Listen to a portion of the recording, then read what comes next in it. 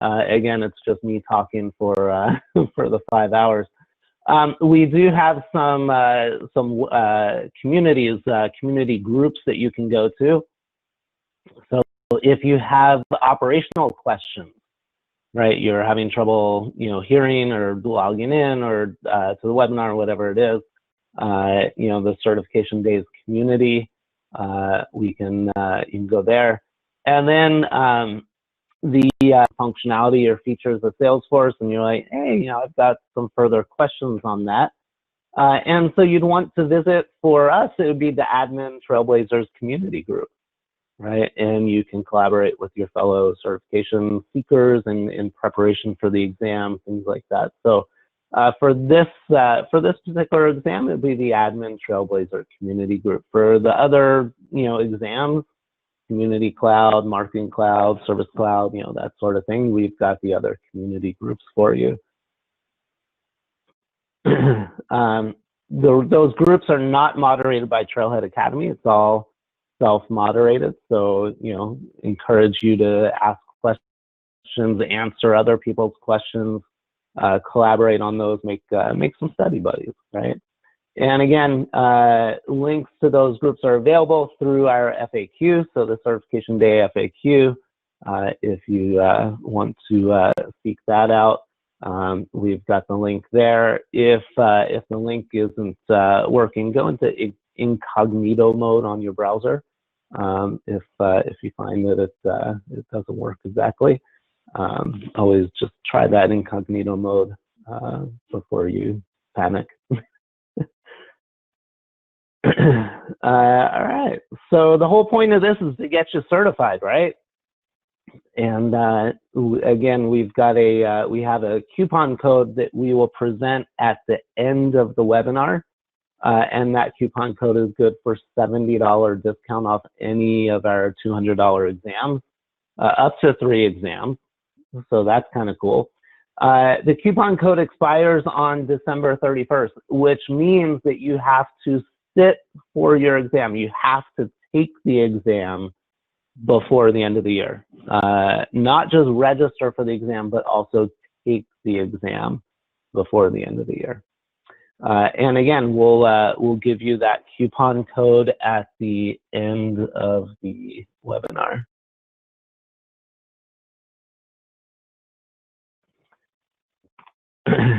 And again, we have the community groups that's on the Trailblazer community.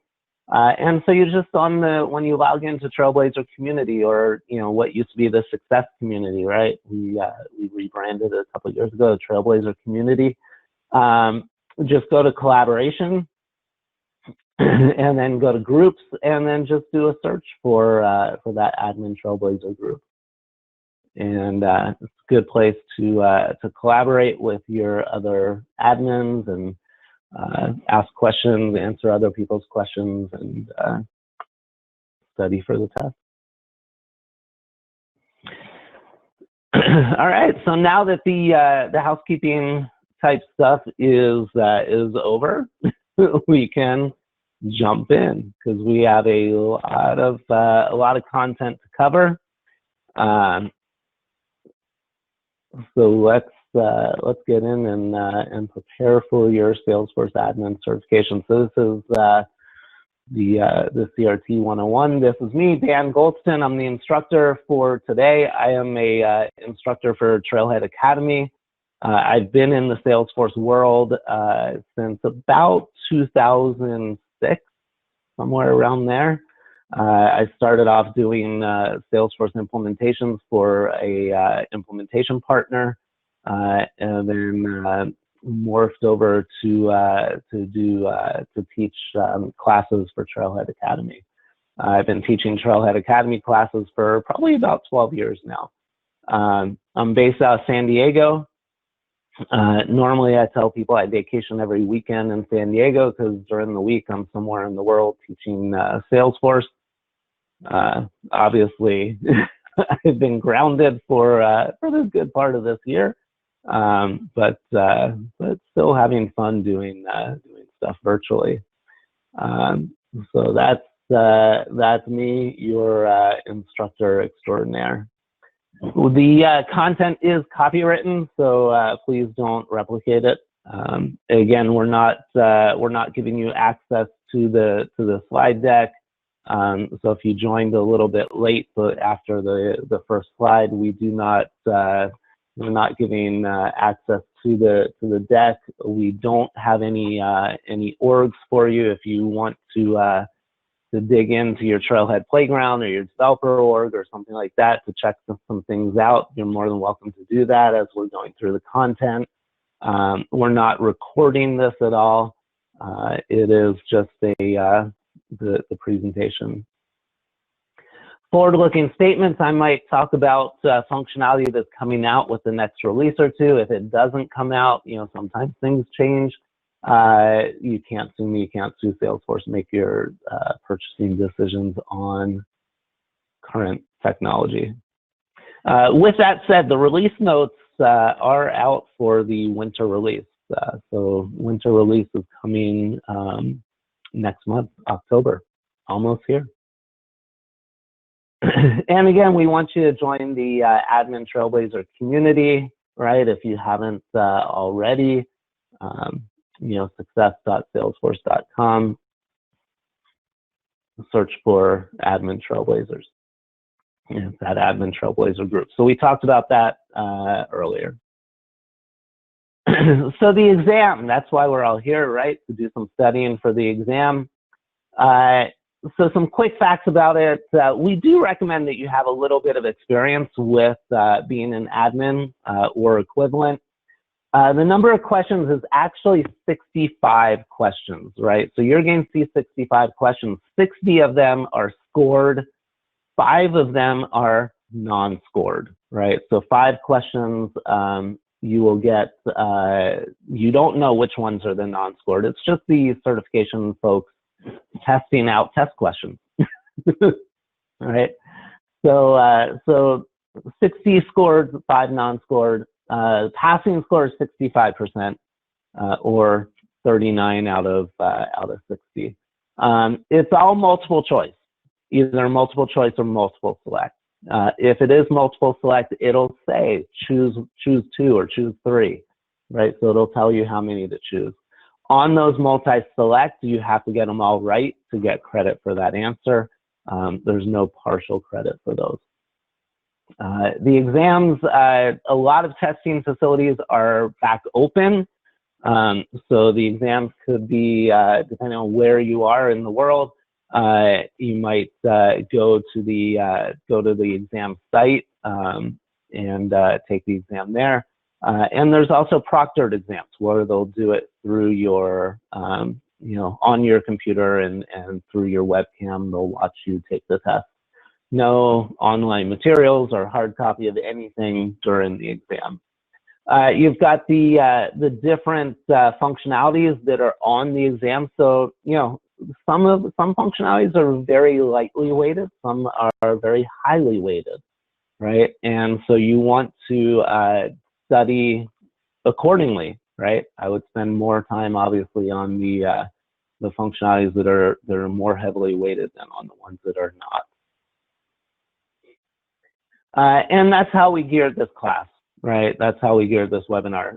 So we're not looking at some of the really low percentage functionalities. We're looking at the higher percent functionalities. So this is broken up. Lesson 1, security record access. So we'll talk about user setup, security and access.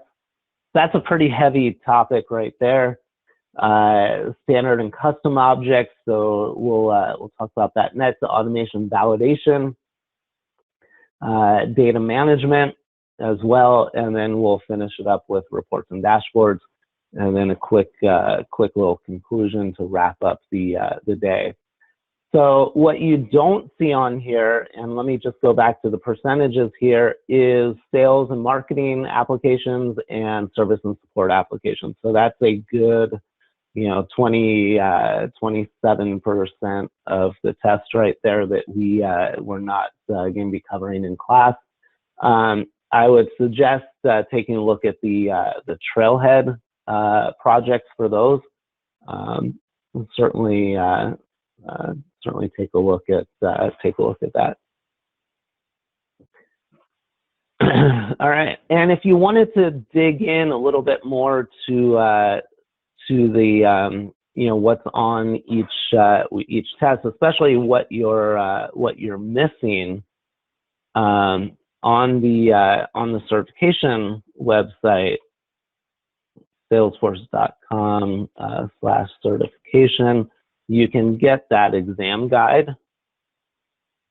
And so just let me pull that over just real quick. I just want to get into that. So again, certification.salesforce.com. It'll take you to the trailhead to credentials, and you can click into administrator and get the exam guide. So the exam guide will go over everything that we just talked about.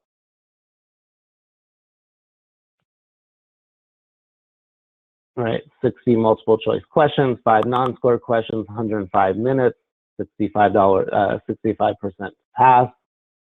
But even more than that, it'll open up, if you open up the categories, they'll give you exactly what's in that category. 2 types of questions on the certification exam: the scenario-based questions. So they're going to give you a scenario. You're going to have to pick the best answer. And the scenario questions are a little bit more difficult because you're applying your knowledge.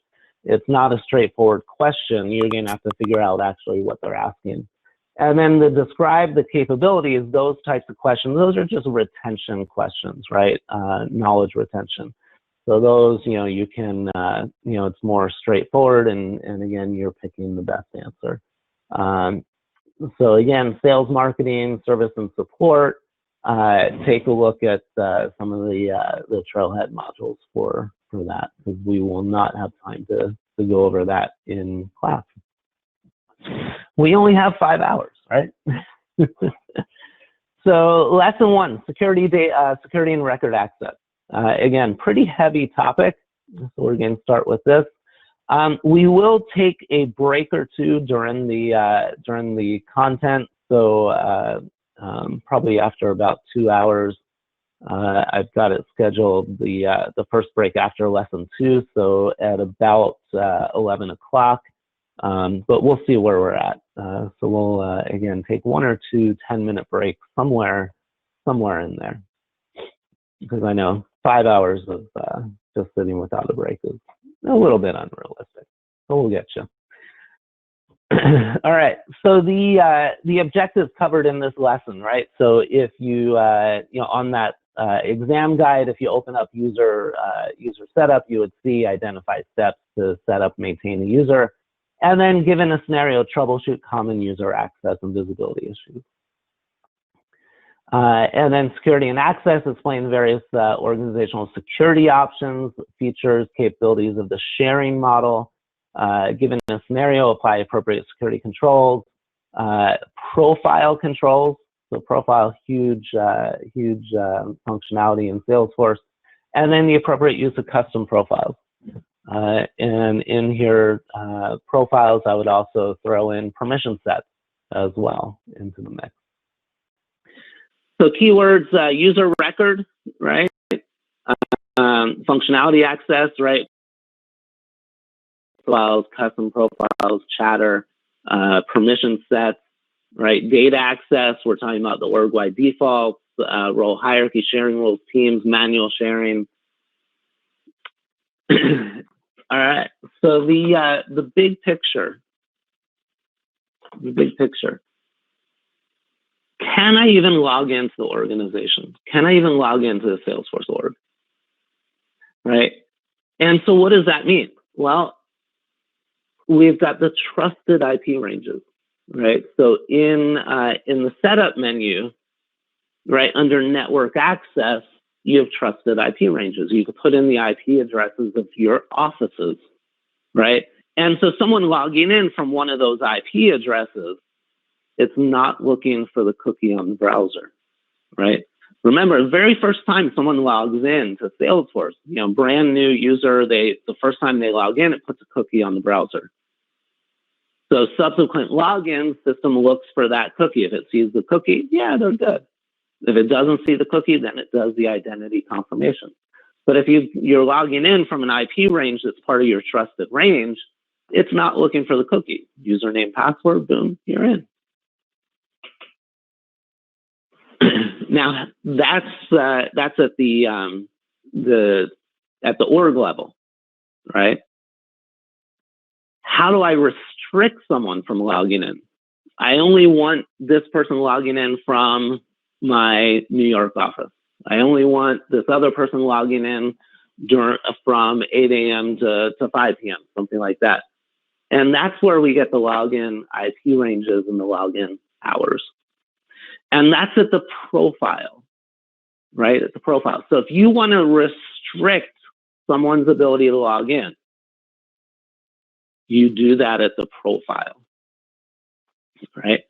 So if I put IP addresses in at the profile, login IP ranges at the profile, that's the only IP addresses that that profile, someone with that profile can log in from.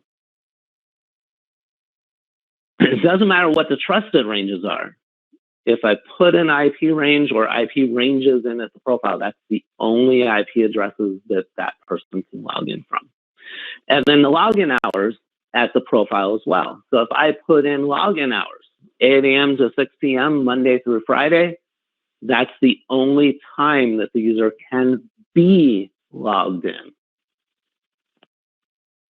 Not that they can log in, but they can be logged in, which means if it's 8 a.m. to 6 p.m., at 6 p.m., they get kicked out of the system, right? So can I even get into Salesforce? Trusted IP ranges. I do that from the setup menu, network access. That's global for everyone. If I'm logging in from a trusted IP range, it's not looking for a cookie on the browser. If I want to restrict someone's ability to login hours, IP ranges listed at the profile. And then once I'm in, what objects do I get access to? So what determines the objects that I see? Well, the very first thing that determines the objects I see is the license. What licenses do I have? Right? If I've got the regular Salesforce license, I see, the basic objects. But let's say I've got a Service Cloud license, then I'm going to see, some Service Cloud functionality. Let's say I've got a field service license, then I'm going to start seeing all the field service objects. Right? So the first thing is the license. And then the next thing is my CRED permissions, right? The object permissions, standard object permissions, custom object permissions. The CRED, create, read, edit, delete, right? Create, read, edit, delete.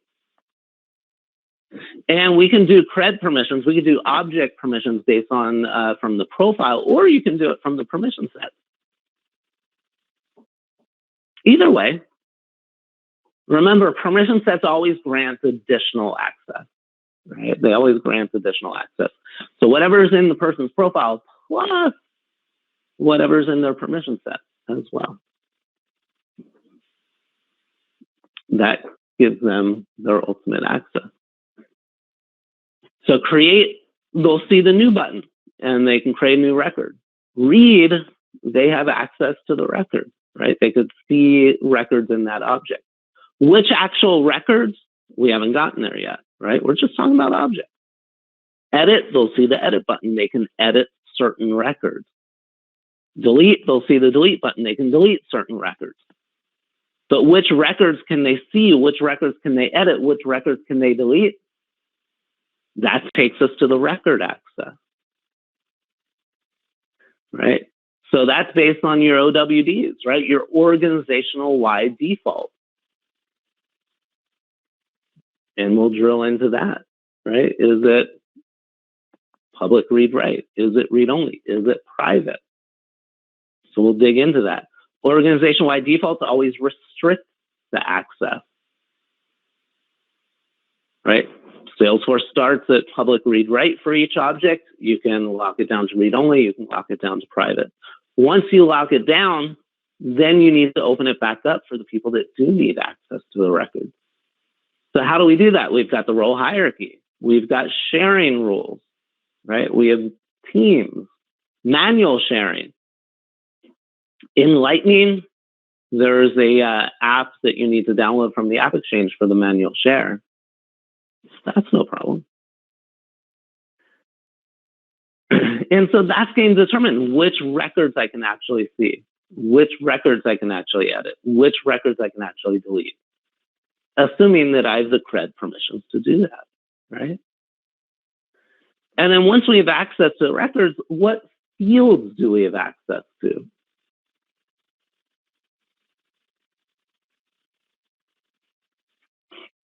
Right? So we could just add or remove fields from the page layout, but that doesn't truly hide a field, right? Because if I just take it off the page layout, users can still see that field in other places. They can still see it in reports. They can still see it in a list view. They can still see it in a related list under something else.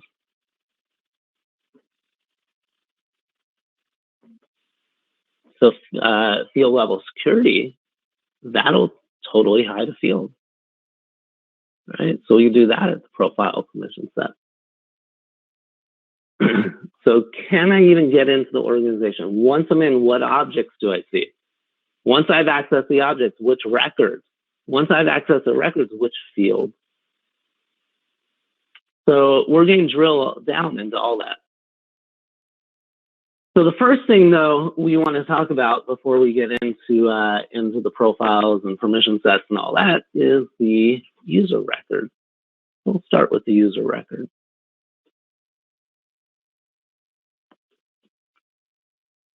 Information about the user, right? Yeah, simple as that, right? So who they are, where they're from, right? Their address, their email address, their name, right? If you're using the roles in the role hierarchy, we highly recommend that you do use roles. What role are they, right? On the screenshot, you can see even role is required, right? It's got the red bar. It's a required field. But even though it's required, none specified is a valid pick list option. So if you're not going to use roles, but we do recommend you use roles because that opens up record access, and we'll talk about the role hierarchy in a little bit. Profile, they have to have a profile, right? We give you the standard profiles. We'll talk about profiles next. We give you the standard profiles. You can always create custom profiles. We'll talk about that next. What license, right? Is it the full Salesforce license? Is it a chatter-free license? Is it a platform license? So there's a number of different licenses based on what you've purchased from Salesforce. And then we have the different feature licenses, right? Are they a marketing user? Are they a service cloud user? There's a whole bunch of others that are not on the screenshot.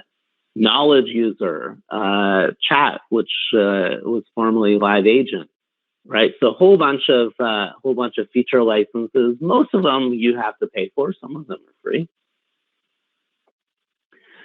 The locale settings, right? Locale settings are inherited from the company profile, from the company information, right? So you put in the locale settings company information. Whenever you create a new user, they inherit that. Time zone, the locale, the currency, language is also in there. And then if that user is based out of somewhere else, if that user doesn't speak a different language, we can always change that information on the user record. Remember, the locale is, we have in there time zone, locale, currency, language should be in there, but locale determines the date format, right? So here in the US, we do month, day, year. Most of the world does day, month, year, right? Time as well, AM, PM, as opposed to a 24-hour clock, right? The approval settings for the approval process, right? So if submit a record for approval using the approval process, and it gets routed to my manager. That's not my manager in the role hierarchy. That's the manager in the manager field in the user record. And if I'm an approver and I'm out of the office, I can designate a delegated approver. So there's a lookup field for the delegated approver as well. So user record, right? Every user, everyone that can log into your Salesforce org has a user record. Profile. Profile is the most important thing in Salesforce. Right? Whenever I teach an admin class, we always slow down when we get to profiles. The most important thing. So profile determines two things. It determines the settings and it determines the permissions. So the settings, how a user sees records or objects. So how a user sees records or objects. So what applications do they see? What tabs do they see? What record types, which page layouts, which fields. And it's important to know what's a setting and what's a permission, right? The permissions, what a user can do with those records. So that's the object permissions, right? The create, read, edit, delete. That's the, in the enhanced profile user interface, that's the app settings, right? So the app settings, settings around certain sales functionality. Can I convert a lead? Can I send a stay in touch request? Can I edit a product price? You've got support settings, right? Can I transfer a case? Can I import solutions? So you've got specific permissions for sales and support. And then there's all the system permissions, right? About 100 or so system permissions, right? Can I export a report to Excel? Can I send an email? Can I use the mass email tool? Can I create a report folder or a dashboard folder? Can I access Chatter?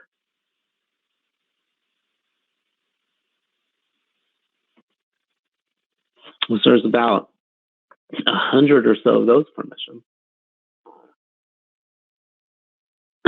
So settings versus permissions. And in the list, it says field permissions. And that's how it is listed in the profile as well, and field permissions. But that's our field level security. And field level security is actually part of the settings. Right? It's actually part of the settings. And I'm making a difference between settings and permissions because when we get to the next slide, we talk about custom profiles versus standard profiles. There's difference in there. And then also we have the login hours, the IP ranges, which we talked about a little bit earlier. All of this stuff except the login hours, IP ranges, and page layouts, but everything else can be done through a permission set. So most companies, they'll create a profile, a basic profile, and then they'll bring in additional permissions through a permission set. Right? Remember, permission sets always grant additional permissions. Whatever's in the profile plus whatever's in the permission set or permission sets. So you can never use a permission set to restrict access. Permission sets always grant additional access. Right? They always grant additional access. So I might have a basic user profile for my company, and then I've got a permission set for reporting functionality. I've got another permission set for if the person's a salesperson, sales functionality. I've got another permission set if the person's in the support department, support functionality. Got another permission set for reporting super user functionality. It gives us all the advanced reporting permissions. Might have another permission set for executive users, right? To give more permissions or less. Well, I can't have a permission set for less permissions, right? It has to be more permissions.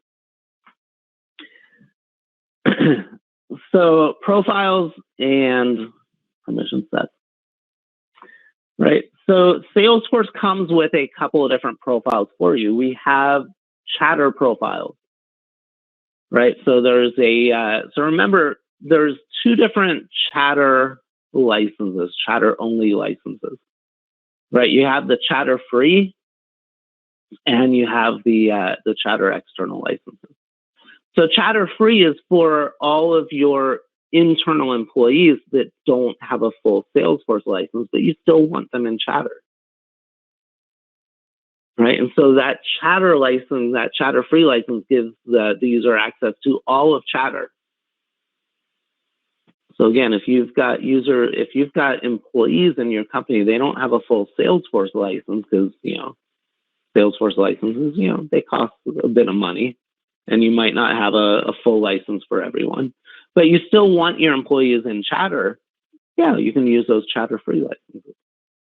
And so they need a user record. And if they have a user record, they have to have a profile. So we give you a chatter free profile. And there's also a chatter free moderator profile, which can access all of chatter and can moderate, right? So it can delete chatter posts, things like that.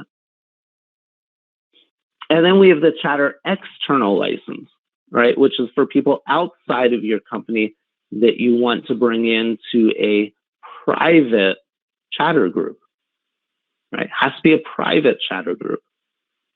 So if you've got a private chatter group, you can allow customers, right? And that's the chatter external license that we give you. And they need a user record as well, which means they need a profile, right? And so we give you a chatter external user profile. And those profiles, you can't edit them, right? Can't delete them. And with the chatter profiles, they can't access any Salesforce data, right? If it's the chatter external, they're just going to see the chatter group, the private chatter group that they belong to. If it's the chatter free profile, they're going to see all of chatter. They're going to see the chatter tabs. They'll see, chatter groups, people. They're not going to see the home tab. They're not going to see reports or dashboards or accounts or contacts or anything like that. They'll just see chatter. And then we have the standard profiles. And the standard profiles, again, can't be deleted. You don't have to use them, but they can't be deleted. And the permissions, not just the cred, not just the object permissions, but all of the permissions. The app permissions, the system permissions, and the object permissions, the cred permissions, cannot be edited.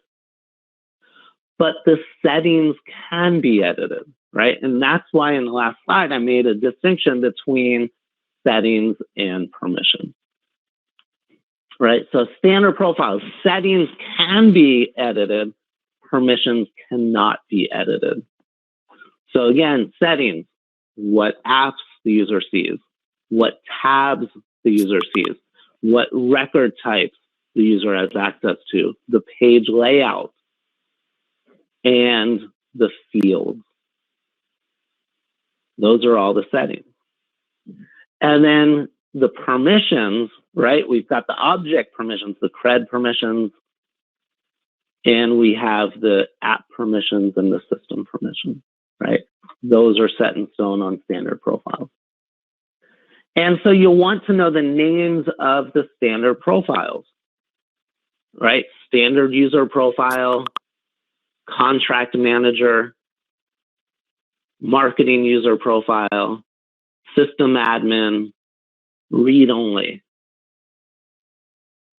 And then there's solution manager as well, but solutions are only in classic. You don't have to worry about classic only functionality on the cert exam. So just the 5 profiles, you want to know them by name, right? 5 standard profiles. You want to know them by name. So again, you've got I might say these in a different order. You've got the standard user profile. You've got the contract manager. You've got the marketing user. You've got the read-only. And you've got which one did I miss? System admin. You're going to get an exam question that's going to say something like, you don't want this user to have be able to delete accounts, right? So if you don't want a user to be able to delete accounts, you've got to change the cred permissions for accounts. And you know that you can't change the cred permissions on a standard profile. So what are you looking for? You're looking for a custom profile because a custom profile, you can change everything. So if it's got, just take away deletion on the standard user profile, you can't do that. Standard user profile is one of my 5 standard profiles. I can't change the permissions on the standard profile. I got to do it on a custom profile, right? So custom profiles, you can change anything on it, everything on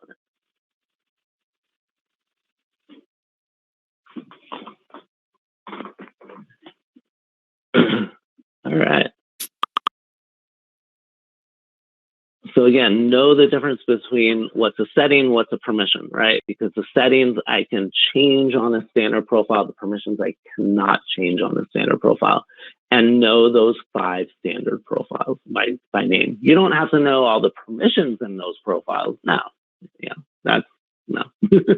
But just know the standard profiles by name and that you can't change the permissions. You can change the settings, but you can't change the permission.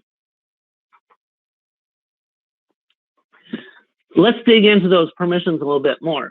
So in the profile, we have object permissions, right? They're in the object settings.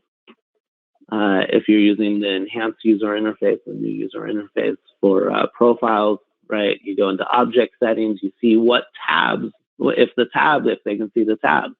You'll see the record types and page layouts, right? And both of those you can edit on any profile.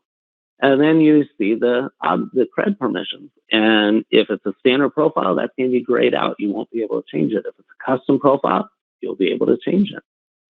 And then you'll see all the field permissions, which field permissions are actually part of the settings. Field level security is actually part of the settings. So every object has the read, create, edit, delete, view all, modify all. Every object. So remember, these object permissions, it's kind of like a driver's license. What do I mean by that? Well, you need a driver's license to drive a car, right? Legally. Let's say legally you need a driver's license to drive a car.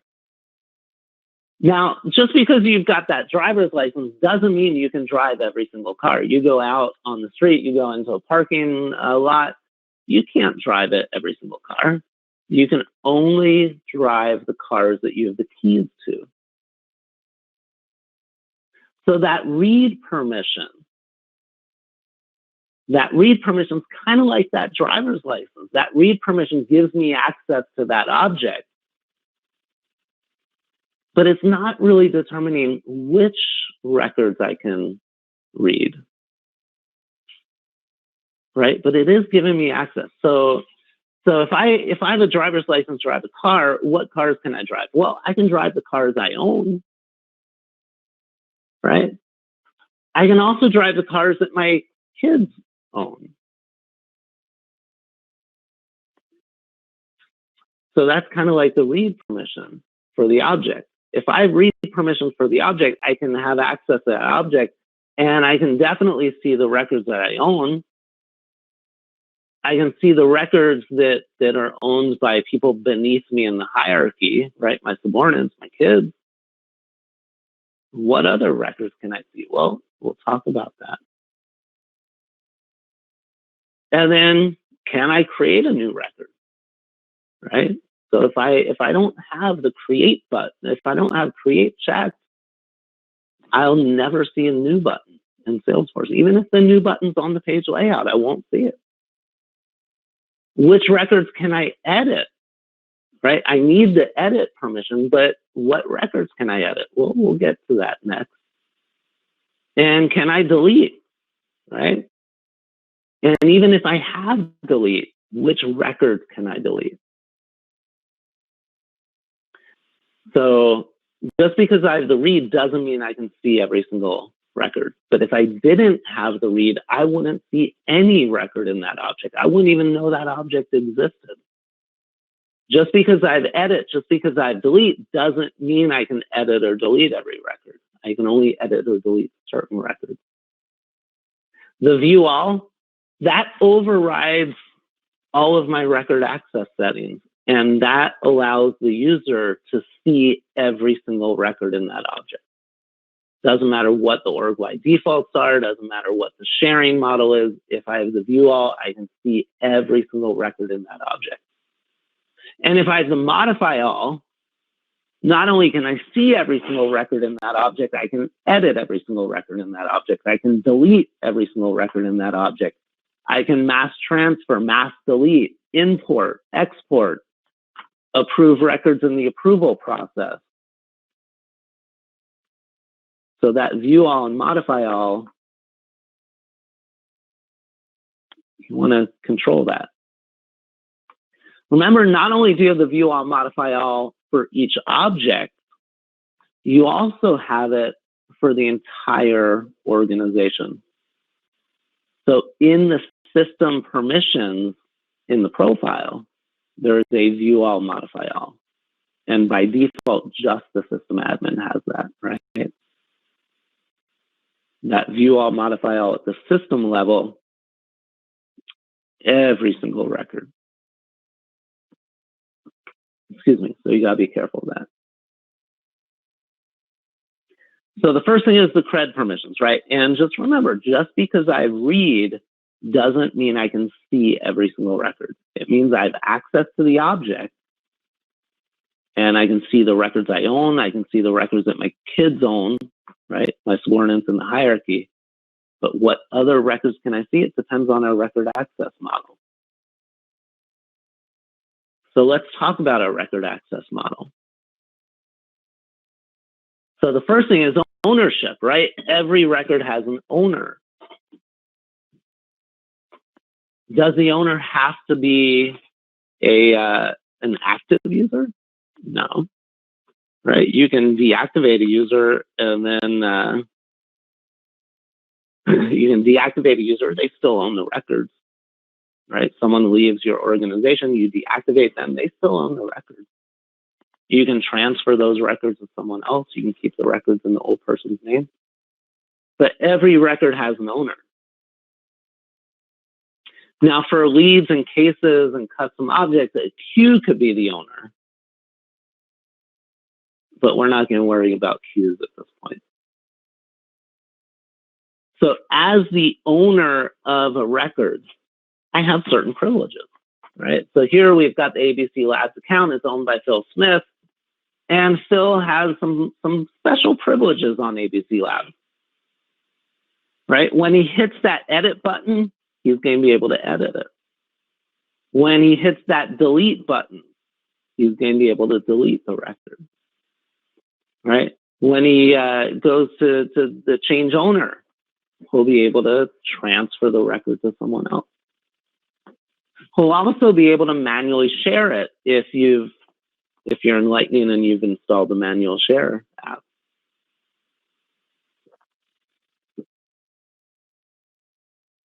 And if you have teams, account teams, say, opportunity teams, case teams, the owner can add or remove team members.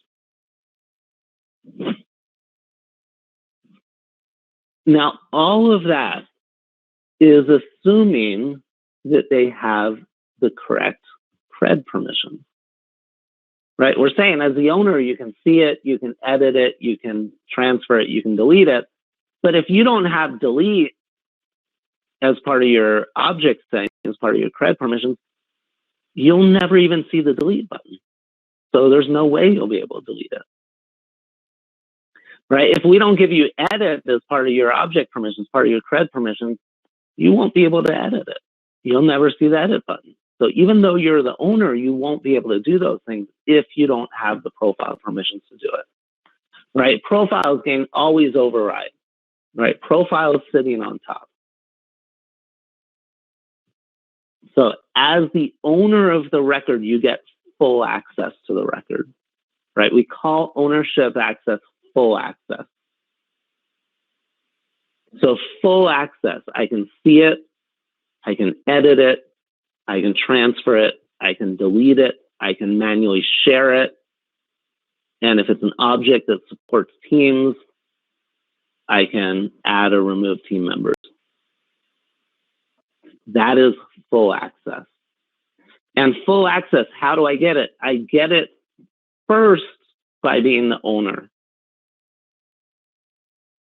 And we'll talk about another way to get that full access in a tiny bit here. But remember, full access, right? I can see it, I can edit it, I can transfer it, I can delete it, I can manually share it. And if it's an object that supports teams, I can add and remove team members. What object supports teams? Accounts, opportunities, cases.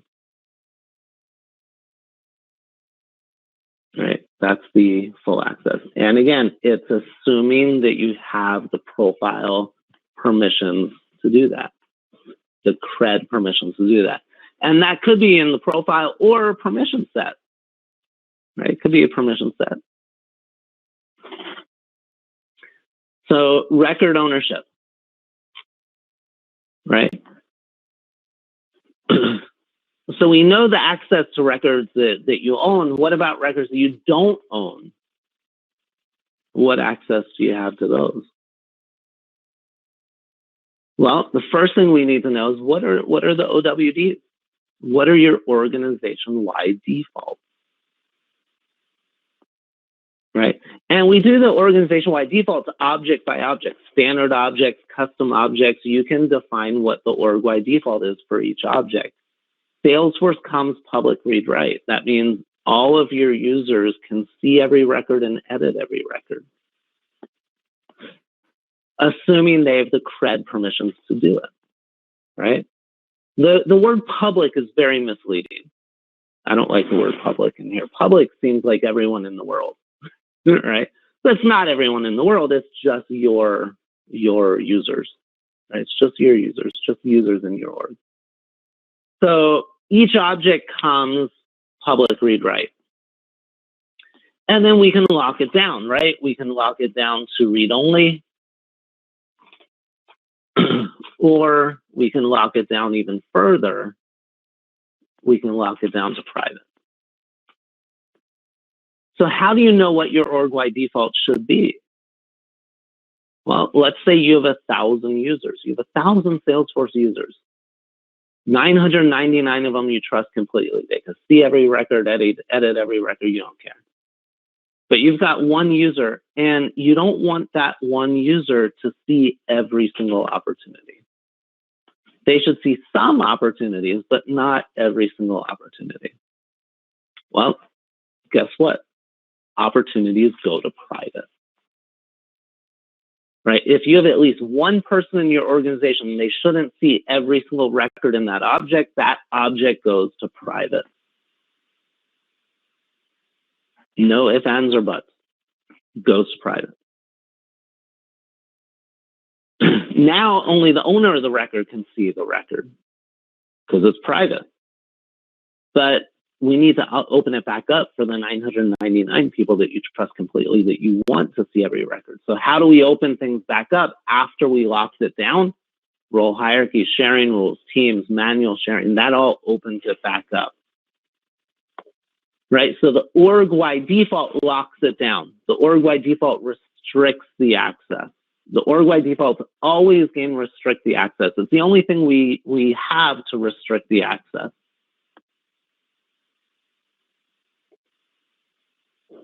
Right, so org-wide defaults getting restricted. Once I've restricted, I have to open it back up for the people that need access. Role hierarchy opens it up vertically. Now, the thing with the role hierarchy is that this access is rolling up through the hierarchy. But if I'm above the owner, I get the full access. So if I'm above the owner in the hierarchy, I get full access to the record. And remember, we just talked about full access, right? We just talked about full access on the last slide, the ownership, that ownership access, right? I can see it, I can edit it, I can delete it, I can transfer it, I can manually share it. If it's a object that supports teams, I can add or remove team members. So if I'm above the owner in the hierarchy, I get that full access. The sharing rules, the teams, the manual sharing, those only grant read access or read write, read edit access. So what's the difference? What's the difference between that full access and just read only or read write access? The difference is the transfer and the delete. Also the manual share in the team. But the big difference is the transfer and delete.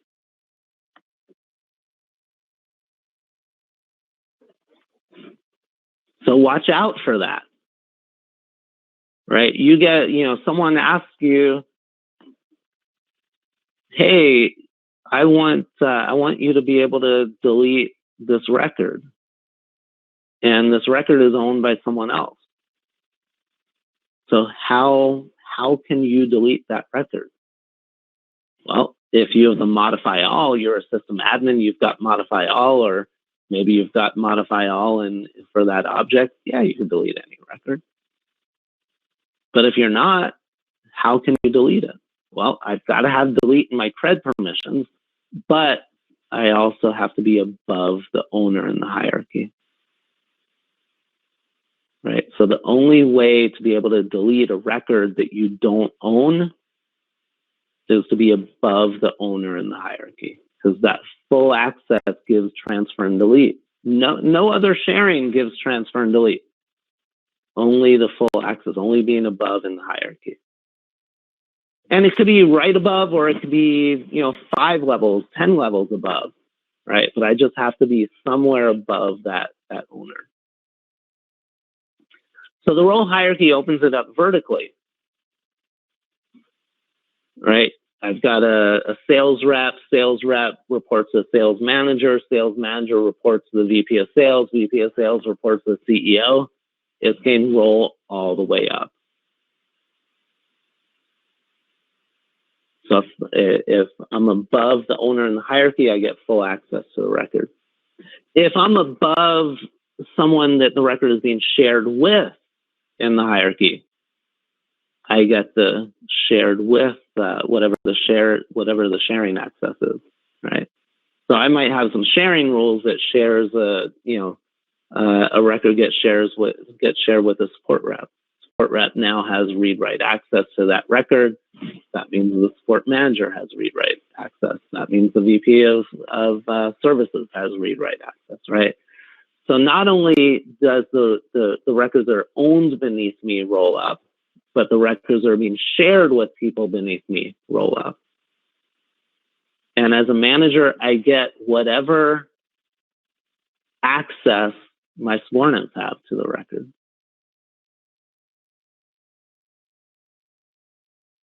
Assuming I have the appropriate object permissions, the appropriate cred permissions, right? Because remember, those cred permissions are always sitting on top. So if I'm the VP of sales, right, I can see all of the opportunities that are owned by the sales reps. I can edit all the opportunities that are owned by the sales reps. I can delete all the opportunities owned by the sales reps. assuming that I have delete in my cred permissions, assuming I have edit in my cred permission. Right? If I don't, I won't be able to do it. So role hierarchy opens up vertically, right? That full access rolls up. Sharing rules open things across your organization. So sharing goes across. So sharing rules created by the system admin, object by object. And sharing rules can be based on ownership or based on criteria. Right? If it's based on ownership, records owned by certain roles and subordinates or public groups.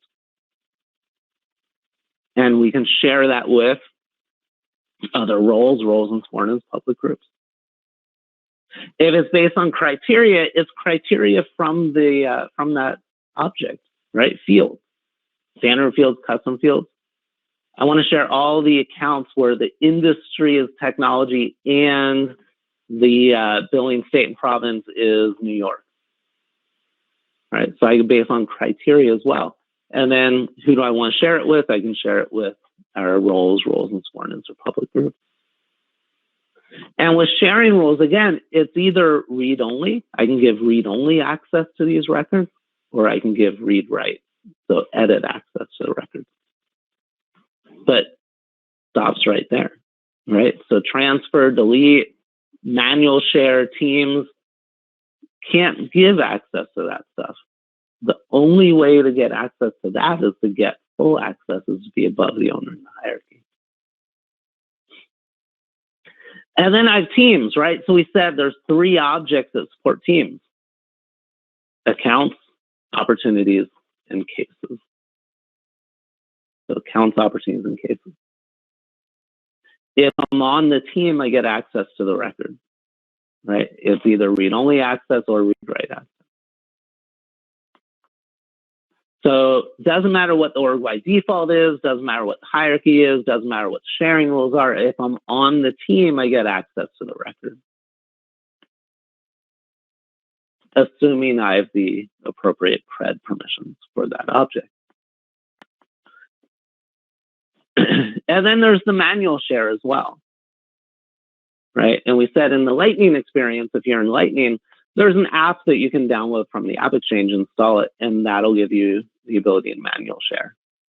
In Classic, it was just automatic. You saw the manual share button, you could share it. But in Lightning, you've got to download the app. It's a free app published by Salesforce. And that'll open things back up.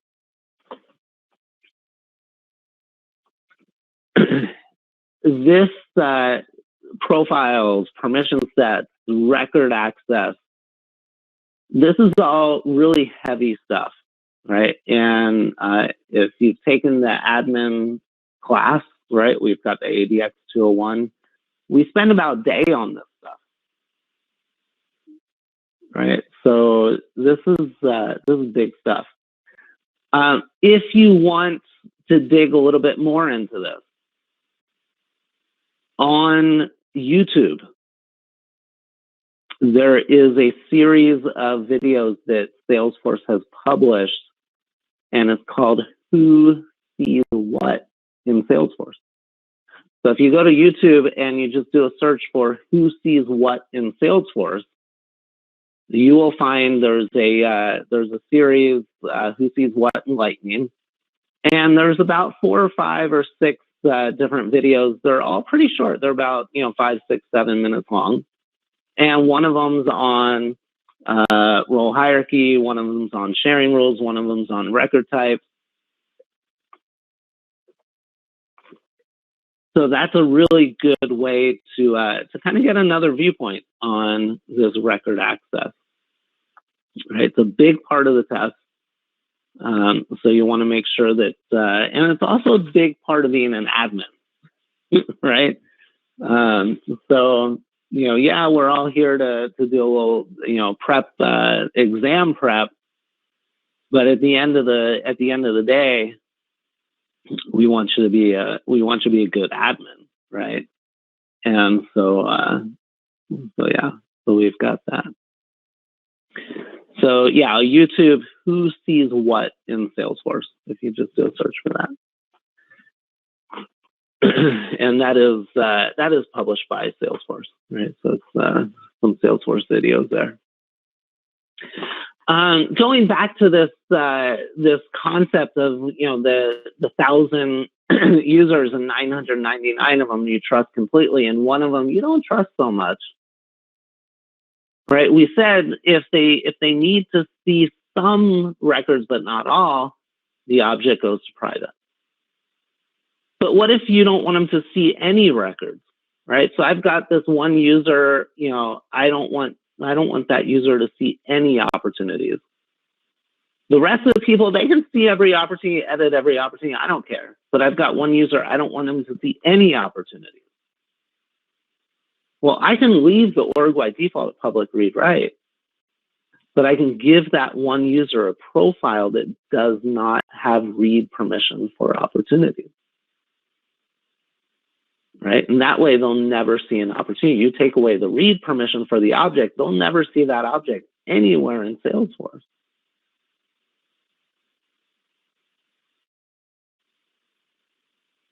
And remember, if I want to take away that delete for opportunities, right, I'd have to do that with a custom profile. Couldn't do it with a standard, because with a standard profile, you can't change the permission. You can change the settings, but you can't change the permission.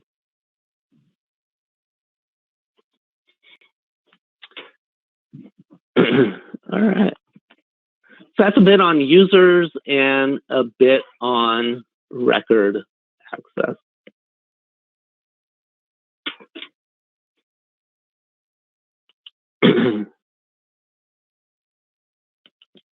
We'll give you a second here to digest that. Right.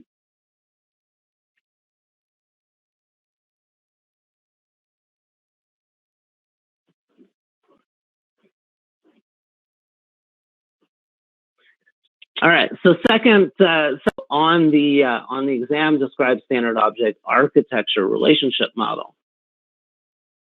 Right.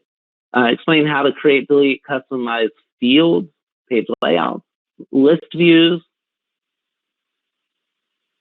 Given a scenario, determine appropriate field and page layouts for custom and standard objects. Explain how to create, delete, customize record types. So record types, really powerful functionality in Salesforce.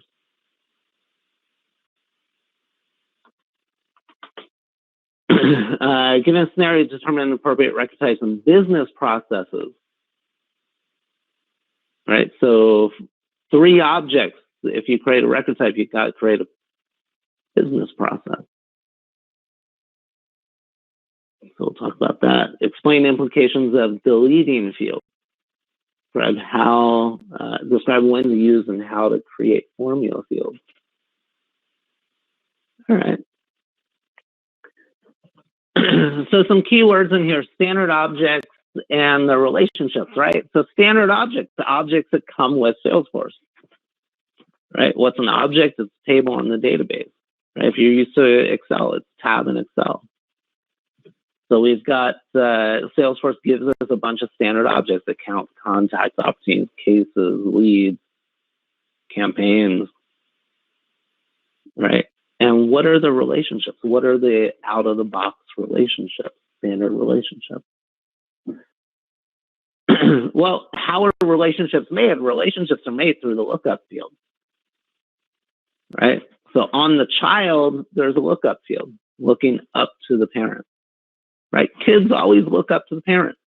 That's how you remember it, right? I'm on the child.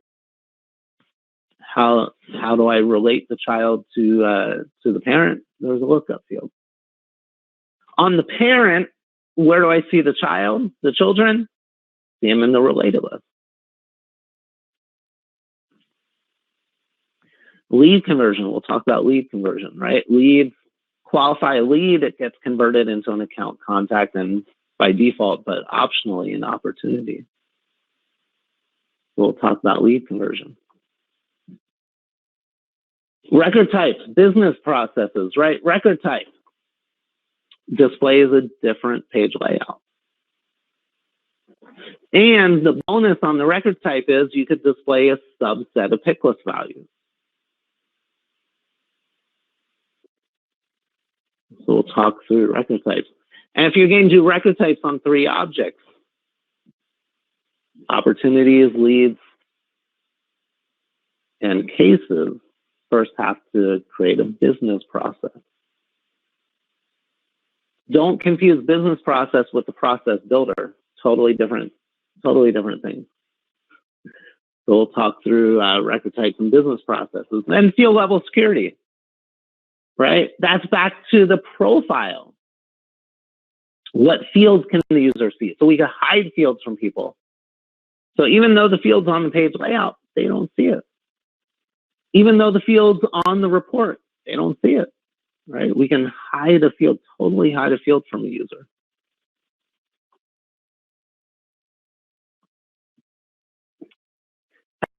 And then deleting fields. So custom fields, right? Can't delete a standard field. But custom field you can delete. But what happens when you delete a custom field? The data gets deleted as well. Right? So not only the field, but the data. Think about it, right? What's an object? An object is a table of data. What's a field? It's a column in that table, right? So even if, the concept of databases blow your mind, think about Excel, right? Excel, a tab in Excel is a table of data. And, we've got column headers in Excel, right? Each column is a different field. So if I delete that column, there's nowhere to house the data for that field, right? So I delete a field, it's going to delete the data as well. So we'll talk about that. Standard objects, these are my core standard objects, right? They're not all the standard objects. There's probably 100 different standard objects in the system. But these are kind of the core of it, right? And so on the account side, right, we've got the account as the parent, and the children are contact, opportunity, and cases.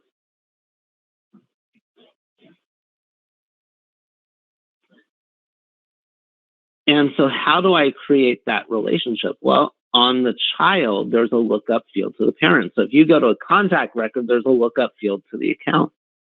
If I go to the opportunity, there's a lookup field to the account. If I go to the case, there's 2 lookup fields. There's a lookup field to the account, and there's a lookup field to the contact. So the case has 2 parents. Actually, it has more than that because there's a lookup field to the asset if you're using assets. There's a lookup field to the parent case if you're, want to create a case hierarchy, right? But, core object relationship. So on the children, there's a lookup field to the parent. If I go to the account record, where do I see all the contacts, all the opportunities, all the cases associated to that account? I see them in the related list.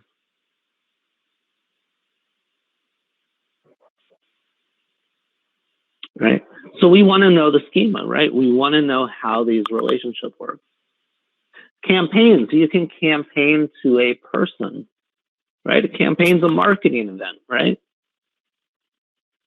So my marketing event could be a email blast, could be a event like this, right? Could be a cold call campaign, could be an advertisement that I put in, could be a trade show, whatever the marketing event is, I can market to people, right? So leads, right? Leads are unqualified. There are people that I'm marketing to that may or may not have expressed interest in my product. And I keep them in this separate lead bucket, right? Because we haven't qualified them yet. We're not sure that they're actually qualified to purchase my product and my service. I can also campaign to existing contacts. I've got a new product coming out. I've got some existing customers I want to market this new product to. Now it's a dotted line. Why is it a dotted line? Because there's not an absolute direct relationship. There's actually an object sitting between the two. Right? So the campaign member object, campaign member, sitting in between the campaign and the lead and the contact. Right? That campaign member object, we call that a junction object because it allows for many-to-many relationship. These direct relationships is a one-to-many relationship, right? I can have many different contacts associated to a single account, many different opportunities associated to a single account. So the parent is the one, the child is the many. That's a direct parent-child relationship. But for a campaign, I want a many-to-many relationship, right? So I've got a lead. I want to associate the lead to multiple different campaigns. And a campaign should have multiple different leads associated to it. Well, if I've got a lookup field on the lead that looks up to a campaign, that lead can only be associated to one campaign. So it's a one-to-many relationship. So how do I get the many-to-many? We stick an object in the middle. So you won't see a lookup field on the lead or the contact of the campaign. You won't see it. So how do I make that relationship? The campaign member object. The campaign member object has a lookup field to the campaign, has a lookup field to the lead or the contact.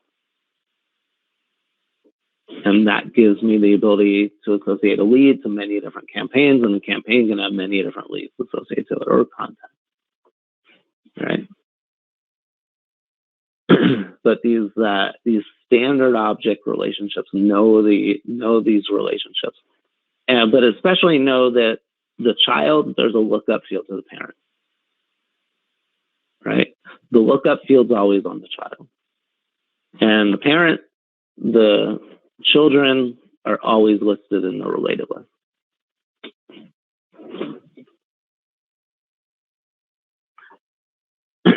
Right?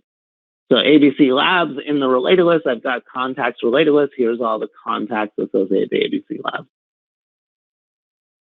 And how is Arnold Adams the contact associated to ABC Labs? Well, on Arnold Adams' contact record, there's a lookup field to the account.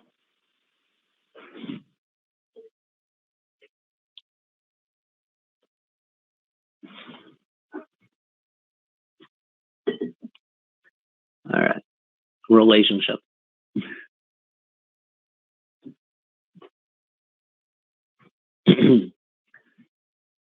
What happens when you convert a lead? So I've got this lead, and the lead is qualified at a certain point.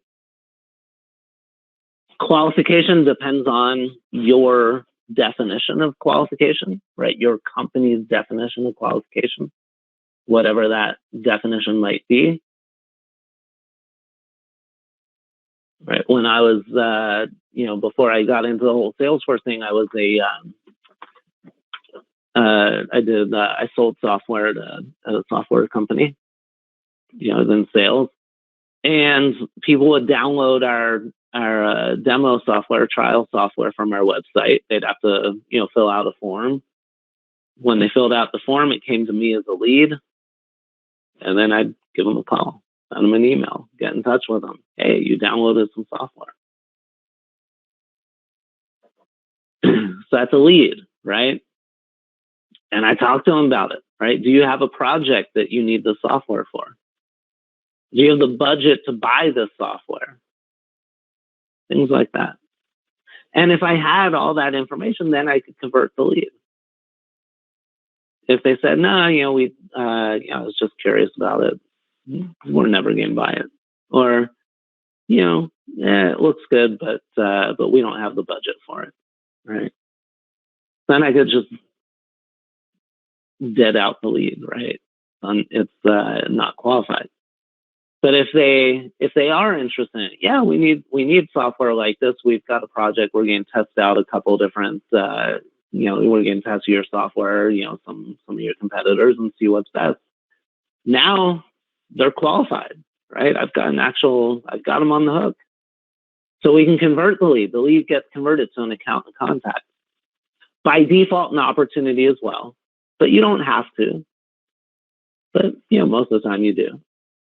Doesn't mean you're going to automatically win the opportunity, right? It just means that they're qualified and you can now start going through your sales process. Standard fields from that lead get pushed forward into the account contact opportunity, right? Because once the lead gets converted, that lead goes away. Can't get back into that lead. The system keeps track that there was a lead for analytic purposes, right? So you can run reports, on the lead conversion. What's the percent lead conversion for each one of my users? But you can't get back into the lead. So all the standard field values get pushed forward, right? First name, last name, go to the contact. The account name, the industry, go to the account. Right, so all those standard fields. But what about custom fields? What about custom fields? So if you have custom fields on the lead and you want to retain that information after conversion, you have to create those same custom fields on the account, contact, or opportunity, and you have to map the fields together. Right. So if I'm capturing the region on the lead and I want to also have the region display on the account, I need to create the region field, the custom region field on both the lead and the account. So I create the field in two different places. And then from the object manager, right, as a system admin, I go into setup, I go into the object manager, I go into the leads. And where we create the fields and relationships for leads, there is a button to map lead fields. And so I have a list of all of the custom fields I created on the lead, and I can map them to the custom fields on the account, contact, or opportunity. When you map the fields, they have to be the same field type. So if it's a picklist field on the lead, it's got to be a picklist field on the account, contact, or opportunity. If it's a date field on the lead, it has to be a date field on the account, contact, opportunity. Now, there are a couple of exceptions to that, but by and large, it has to map to the same field. Here in the second paragraph, we have it a little bit differently, right? So if you have custom fields on the account, contact, or opportunity, but you want to capture that data earlier in the sales cycle, I can put the same custom field on the lead, map them together, right? Same thing, right? So custom fields, you want to keep the custom field values after lead convert. Make sure you have that custom field on both the lead and either account, contact, or opportunity. Map the fields together.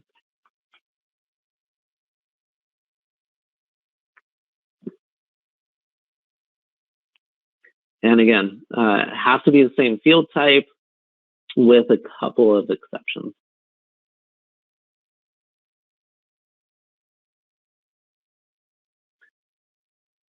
Let's talk record types. So at times people, this initially sometimes is a hard concept to grasp. But let me try and make it easy and straightforward. So when do you need record types? Well, you need record types when you have multiple page layouts on an object, right? So let's say opportunities. Let's say I've got or actually, let me back up. Let's say accounts, right? We've got accounts here. So some of my accounts are for customers. Other accounts are for partners. Other accounts might be for vendors. And each one of these different types of accounts, I'm capturing different data. So I've got different fields. So what do? I create different page layouts. So I've got a customer page layout, I've got a partner page layout, I've got a vendor page layout. And each one of those layouts, they share some fields, so you might see a field on all three of those page layouts, and then other fields might be just specific to one of those page layouts. So now I've got 2, 3, 5, 10 different page layouts on the object. And we know that page layouts are assigned based on the profile, right? Not permission set. Page layouts are not available in permission sets, only the profile. So based on the profile, a user can see one page layout per object.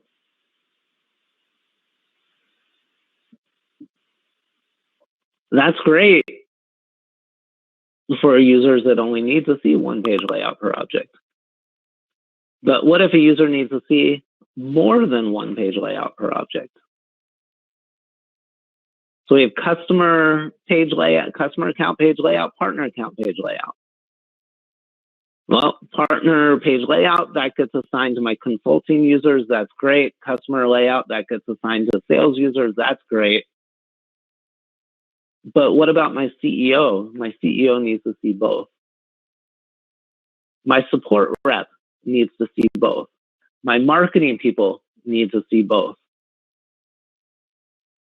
So if you have the use case where a single user needs to see multiple page layouts on one object, the only functionality in Salesforce that you can do is record type. It's the only way to do it, record types. So I create a customer account record type that pulls in the customer page layout. And then I can create a partner account record type that pulls in the partner page layout. So what is a record type? Well, it's associated to a page layout. And it's also associated to a profile. Right? So you create a record type, you name the record type, and then you dictate what profiles can create a record in that record type.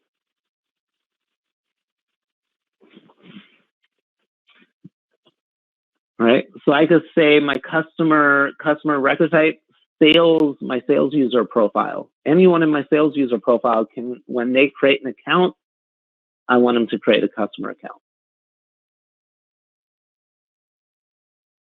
And the consulting user profile. So whenever a consulting user creates an account, I want them to create a partner account. So we create a record type, we assign it to the profiles. And when we assign it to the profiles, that means they can create a record type. When they create a record, they're creating it within that record type. If they have more than one record type associated to their profile, they get a little splash page. Right? So they go to create a new account. If I have both record types associated to my profile, I get a little splash page. Do you want to create a customer account or do you want to create a partner account? And based on which one I pick, the appropriate page layout will appear. So my sales user creates a new account. It's a customer account. Once they save the record, anyone that looks at that account will see it as a customer account. My consulting users, they go to create an account. They're creating partner accounts. Once they save the account record, anyone that looks at the account they're going to see it with the consulting page layout. They might not be able to create a partner account, but once a partner account's created, they'll see it as a partner account. So record types allow me to display a different page layout. The bonus is it also allows me for all my pick list fields to display a subset of the pick list value. Right, so we've got this industry field, right? It's a pick list field. It's got 30, 40 different industries in there. Well, partner accounts might not be applicable to all those industries. Customer accounts might not be applicable to all those industries. So I can just display a subset of those values, just the pick list values that are applicable to that record type. Right, so my partner record type for industry, it just shows consulting or education or other. For customer, industry shows everything else. So I don't have to create two different industry fields. I can use the same pick list field, but I can just display a subset of the pick list values. So that's really cool, right? So that's my bonus. Right, my bonus is that not only can I display a specific page layout, that gives me all the fields that I need, but the fields the pick list fields I'm displaying, I can choose which pick list values to display. I don't have to display all the pick list values.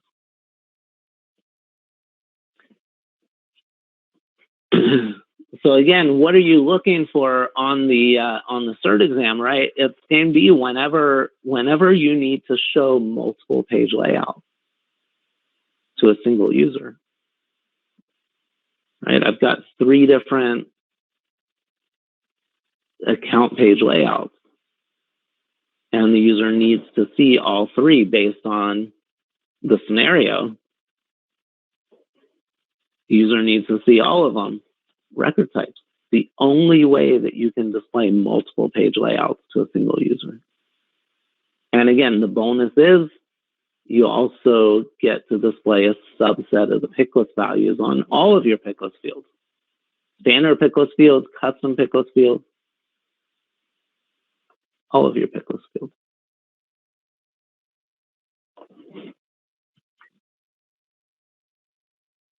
Record types. I mentioned YouTube the Who Sees What in Salesforce video series. There is a video on record types as well. Now, here's the deal. If you're going to do record types on one of these 3 objects, you first have to create the business process. So the business process is only for when you create record types, and it's only when you create record types on one of these 3 objects. No other object do you ever need a business process for, except for these 3: opportunities, cases, leads. So for opportunities, we call it the sales process. For cases, we call it the support process. For leads, we call it the lead process. And it's just really one pick list field. It's the stage for opportunities. It's the status for cases and leads.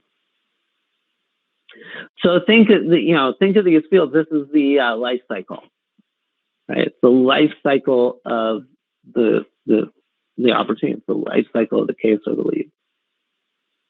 Again, just for these 3 objects. Even if you have you create a custom object, you've got a status, you create a status pick list field on that custom object, that status field will just be in the record type, right, with all the other pick list fields. It's just these 3 objects that we pull this field out and make you define it separately. So if you're going to do record types on opportunities, right? Maybe you've got business-to-business opportunities, B2B opportunities, then you got B2C, business-to-consumer opportunities, right? Each one of those I've got a different page layout for, right? B2B opportunities, I gather a ton of information, B2C opportunities, those are really quick, simple opportunities. So I don't need to capture as much information. So I've got my page layout has much less fields on it. But each one of those sales has a different life cycle, right? My B2B opportunities, I go through all the stages: prospecting, qualification, needs analysis, value prop, all that stuff. B2C, though, that's really easy. That's really straightforward. I prospect, I give them a quote, I win it, I lose it. Right? So at the field, when I look at the actual stage field, all of those pick list values are there. But then I can create a sales process for B2B sales, and I can just display the B2B stages. Excuse me. And I can create a sales process for B2C sales, and I can just display the B2C pick list value. Right. So the only time I need to create this business process is if I'm doing record types on the object. And yeah, it's just a pick list field. It should be with all the other pick list fields for that object, right? Just in the record type. But we pull it out separately because it's the lifecycle field. It's a really super important field, and we want you to define that separately. But it also makes a great test question, right? If you're doing record types on what 3 objects do you need a business process, right? Opportunities, cases, leads.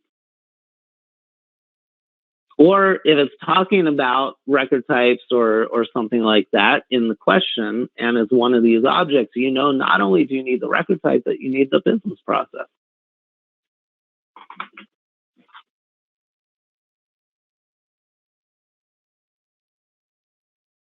So if you create a record type on one of these 3 objects, there is a required field. After you name the record type, there's a required field to put in the business process. So you have to create this business process first.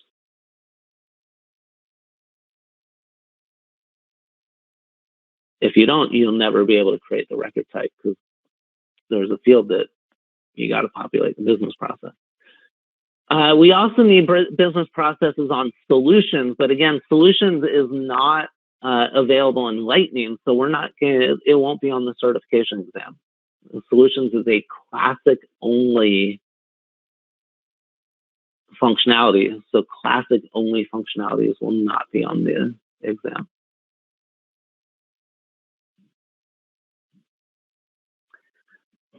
All right, so record types, business process. Record type, whenever a user needs to see more than one page layout on an object, have to use record type. Bonus part of record type is you can display a subset of pick list value. And if you're going to do record types on one of these 3 objects, opportunities, cases, or leads, first define the process, the sales process, support process, lead process, and it's simply the stage pick list field or the status pick list field. What pick list values from the stage field for opportunities and what pick list values from the status pick list field for cases and leads do you want to display?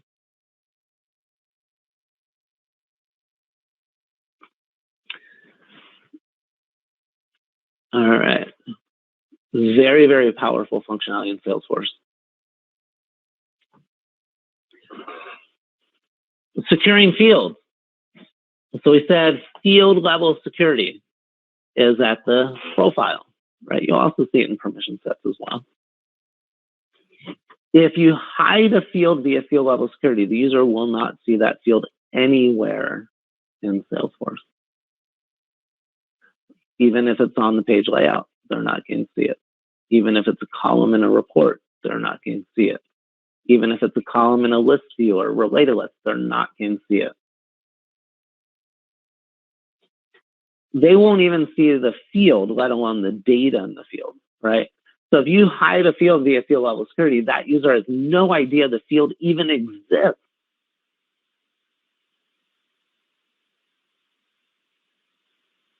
They have no idea the field even exists.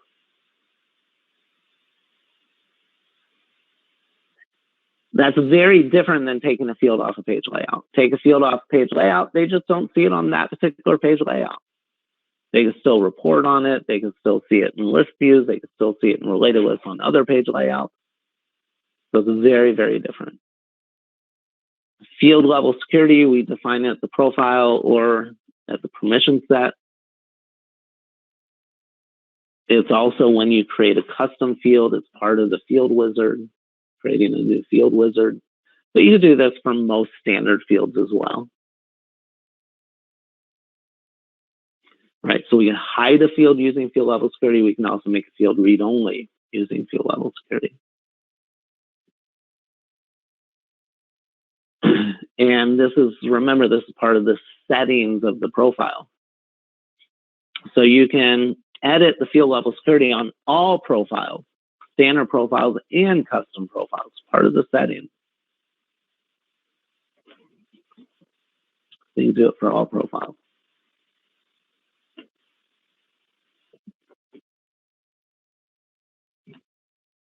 Deleting a custom field, right? We don't have a slide for the deleting a custom field, but remember, when you delete a custom field, it also deletes the data, right? So the field gets deleted, the data gets deleted, goes to a special recycle bin for up to 15 days. If you undelete the field, it'll undelete the data as well. After 15 days, permanent delete. Can't delete a standard field, you can delete a custom field. Before you delete a custom field, though, I would use field level security to hide it from everyone for a while, right? I would also export the data, before you delete it, export the data, hold the data somewhere else, just in case.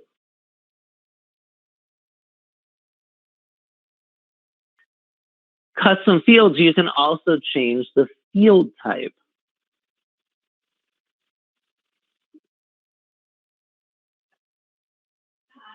Right? So if you create a custom field, you create a date field, and you really wanted it to be a date time field. You can change it. You create a text field, but you really wanted it to be a picklist field. You want to change it to a picklist field. You can change it. Now, standard fields, you can't change the field type, right? Standard field, that field type is set in stone. Custom field, you could potentially change the field type as well. So you could delete a custom field, you could change the field type of the custom field. A lot of times when you change the field type on a custom field, though, it's going to automatically delete the data in that field, right? Because the new field type might not support the type of data that the old field type supported. So best practice, we really don't recommend you change the field type. You can, but we don't totally recommend it. Export the data first before you change the field type. Custom fields only. Standard fields, you can change the field name, the field label, I should say.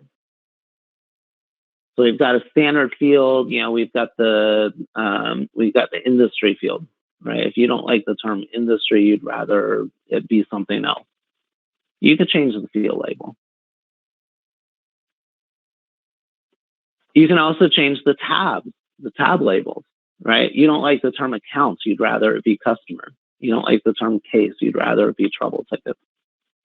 So standard fields, standard objects, you can change the label as well.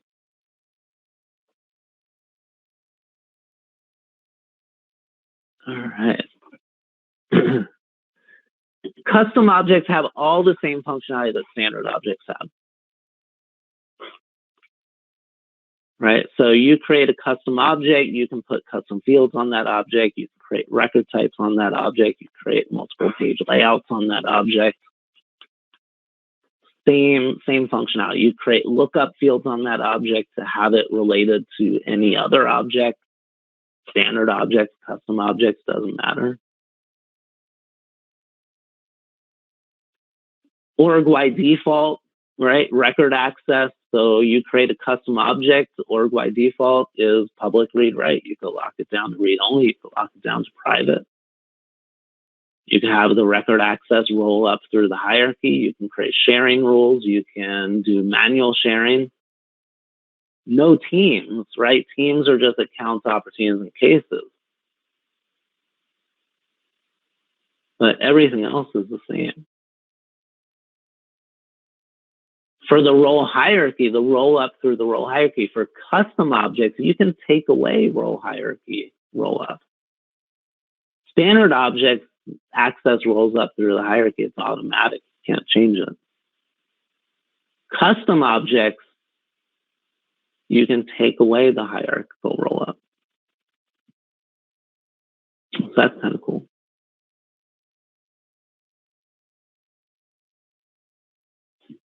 All right.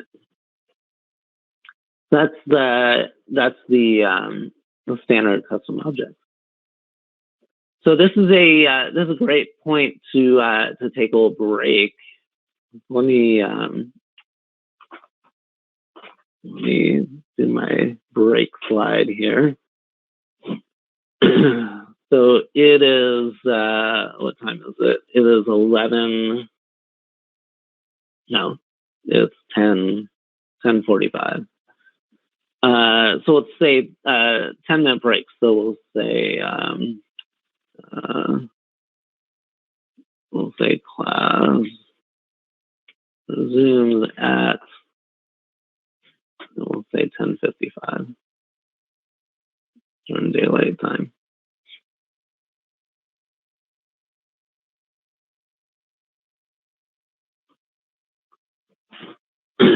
So take a 10-minute break. And we'll say class resumes at 10:55 a.m. Eastern time. All right. So we should be getting back from the break at this point. We'll probably take another 10-minute break in about probably after this next module or halfway through the following module at some point. So that's all right.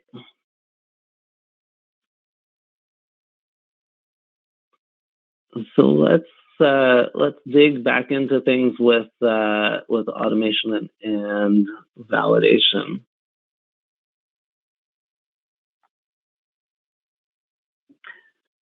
So the exam objectives that we're going to cover in this module: workflow process automation. So we'll talk about workflow rules, the approval process, and also process builder.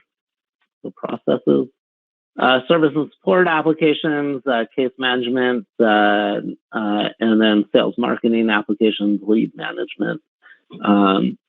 So we saw on the exam objectives, the service and support, sales and marketing, huge chunks of the test. We said it was about 27% of the test right there.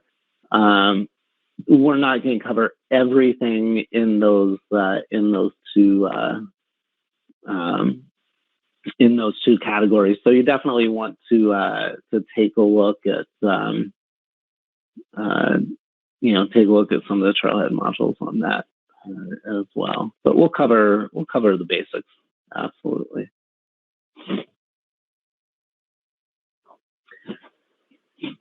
So some keywords is automation, right? So we've got our automation tools, workflow rules, process builder, approval processes, right? All of our different automation tools, they do different things. They do it differently. And so we'll talk about them and the differences. Lead case automation, so assignment rules, auto response rules, web to lead, web to case.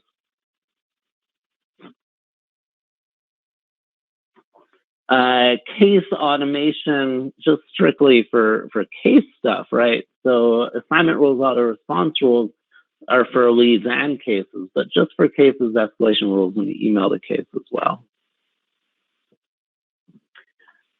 Order of execution. So what happens when the user clicks save? Right? What happens when a record gets saved, I should say? User might click save, or you're creating records automatically. Right? So what happens? Validation rules, assignment rules, auto response rules, workflow rules, process builder rules, escalation rules, right? So we'll talk through the order of execution. And then there's some older sales automation tools, big deal alerts and opportunity update reminders that are very specific, and we'll talk a little bit about those as well. All right. So what is a workflow rule? So workflow was our original automation tool, right? That goes way back to the beginnings of Salesforce, right? And so for workflow rules, you have the evaluation criteria. When is the system going to look at the record? So we have three different options. So when you create a workflow rule, you've got three different options for the evaluation criteria. When the record is created, right? So when the record gets created, if it meets the criteria, it'll fire off the workflow actions. If it doesn't meet the criteria, it'll never fire off the workflow actions. That's one option, just when it's created. Another option is when it's created and every time it's edited. Right? So every time someone edits the record and the save button is clicked, it looks at the criterion. If it meets the criteria, it's going to send the action. So even if it already sent the actions, it'll send the actions again. We don't use that one a lot because then you start bothering people, right? And then the third option for evaluation criteria is when the record is created or edited to subsequently meet the criteria. So what does that mean? It means once it meets the criteria and sends the actions, if it's edited after that and it still meets the criteria, it's not going to send the actions again because it already met the criteria. It already sent the actions. So you want to know those three evaluation criteria, right? When the record is created, or when the record is created every time it's edited, or when the record is created or edited to subsequently meet the criteria. And then what is the rule criteria? So you can use your criteria, right? Based on any of the fields. Standard fields, custom fields, right? So, if the opportunity stage is qualification, right? If the prospect rating on the account is hot, right? Do something. But you can have multiple criteria in there, multiple fields. And operator in between the lines of criteria, or you can use your or not operators as well, right? So your filter logic. The rule criteria could be a formula. If the formula equals true, then it fires the action, right? So you use criteria or you can use your formulas. And then for workflow, we have these 4 actions. Right, for workflow, the only things you can do are these 4 actions: tasks, email alerts, field updates, outbound message. So a task is an activity, right? It's an activity in Salesforce. Task. Nice thing about the task is that we can track it, right? It gets tracked in activities. So you can assign a task to someone. Email, right? Email is an email that goes out. So you can send the email to everyone, right? It could go to could go to role and subordinate, could go to a public group, could go to an email address that's in an email field, could go to, specific users, right? So emails could go to pretty much anyone. If you're sending an email alert, you need a email template. You need to create a template first. And the templates that these automation tools use are the classic email templates. So even if you're in the Lightning experience, for these automation tools, you need to use the classic email templates. So we can send an email. You can also do a field update, right? You can change any field value on the record. Standard fields, custom fields, even things like the record type field, right? So you can use a workflow rule to change the record type automatically. Even the owner field, you can use the workflow rule to change the owner. So we can change field values. And then outbound message. So what's an outbound message? Outbound message is an API call to another application. Now, the really cool thing with workflow is you just pick what fields you want to send to this other application. And then you put in a URL for that other application, and Salesforce actually creates the API message for you. So I don't need to know how to create an API message. I just pick the fields and an endpoint URL. Salesforce does the rest for me. But these are the only 4 actions that workflow can do: task, email alert, field update, outbound message. So remember those 4 actions. And those actions can be immediate or they can be time dependent. So what is a time dependent action? Right? So time-based workflow. So it's any number of days or hours before or after any date field on the record. Could be the rule trigger date, could be the created date of the record, the last modified date of the record, could be any date field that's on the record, like opportunity close date, contact birthday, right? So let's say you've got warranties that you sell, right? So maybe on the account, I've got a checkbox field for has support plan. And then I've got a date field for the expiration date.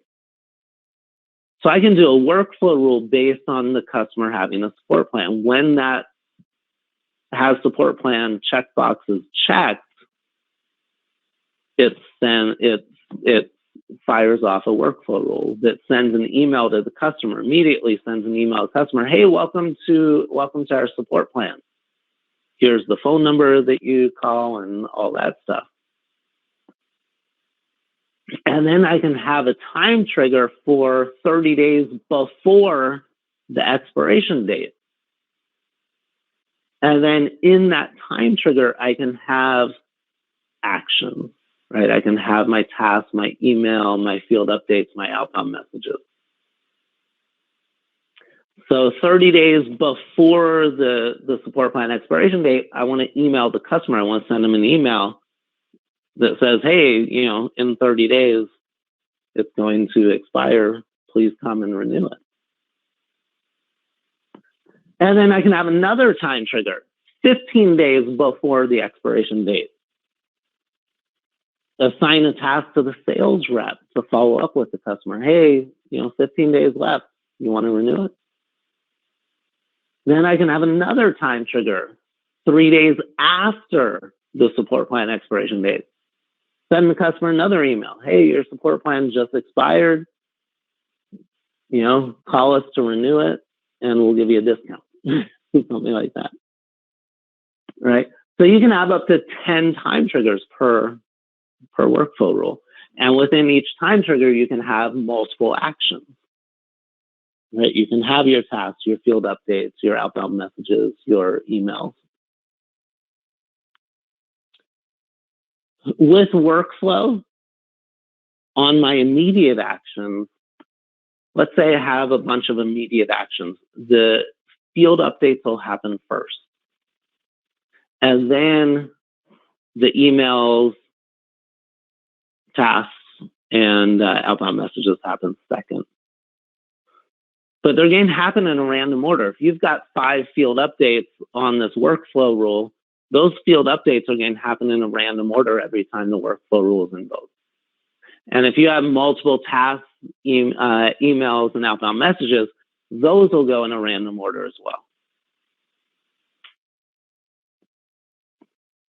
With the process builder, it goes in the exact order that it's in the process. So a little bit of difference between the process builder and workflow.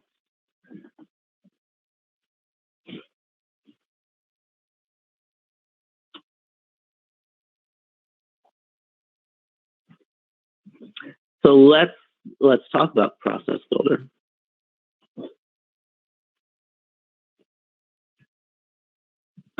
Process builder lets you automate business processes using a nice little user interface here. So it's a much newer tool. So the UI for building processes is kind of a lot sleeker, a lot nicer.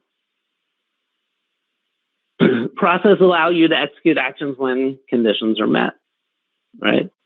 And again, it's based on criteria or based on your formula equaling true. The nice thing about the process builder, though, is that you can put in multiple different criteria nodes. So here I've got a process on the opportunity, and I've got a criteria. If a high value opportunity is 1, close 1, we win the deal. What do we want to do? And then I've got another criteria node. If a high value opportunity is lost, what do we do? Right? If I were doing workflow, I'd have to have 2 different workflow rules for that. But with the process, I can have multiple criteria nodes. So I can have one process with many different criteria nodes.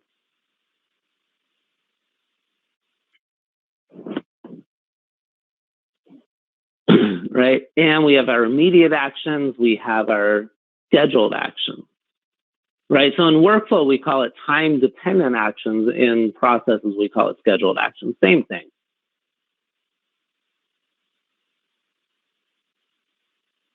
Process builder, you can have multiple versions of a process. So you can have up to 50 versions of a process, 50 versions of a process. But of those 50 versions of a single process, only one version can be active at a time. So one active version of each process, but you can have up to 50 versions of each process. One active, though.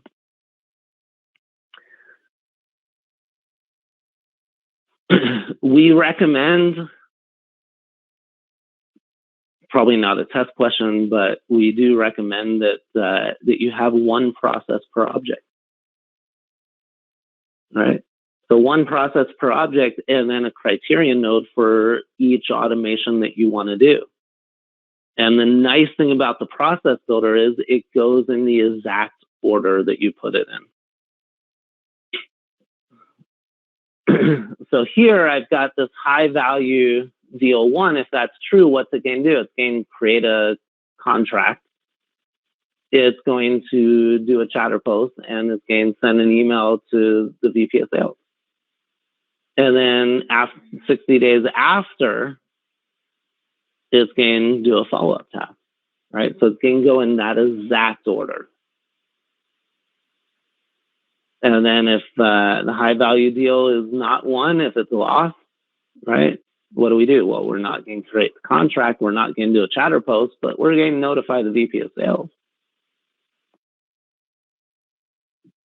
Right. So some use cases for a process: send an email reminder to the account team if a high value opportunity is still open 10 days before the close date. I could do that with workflow as well. Create records, notifications based on stages of the opportunity, schedule follow-up tasks, right? So workflow, the only record that you create is a task record, right? That's the only type of record I can create. With processes, you create any type of record, account, contact, lead, custom object record, whatever. You can create any type of record. Update all the mailing addresses on all the child contacts when a billing address is changed on the account. So this is a really interesting one. Field updates, right? We're updating the address. Workflow, we said you can do a field update. But with workflow, the field updates are limited. What are they limited to? Well, they're limited to the object that I'm on and potentially a parent object. So if I'm on the case,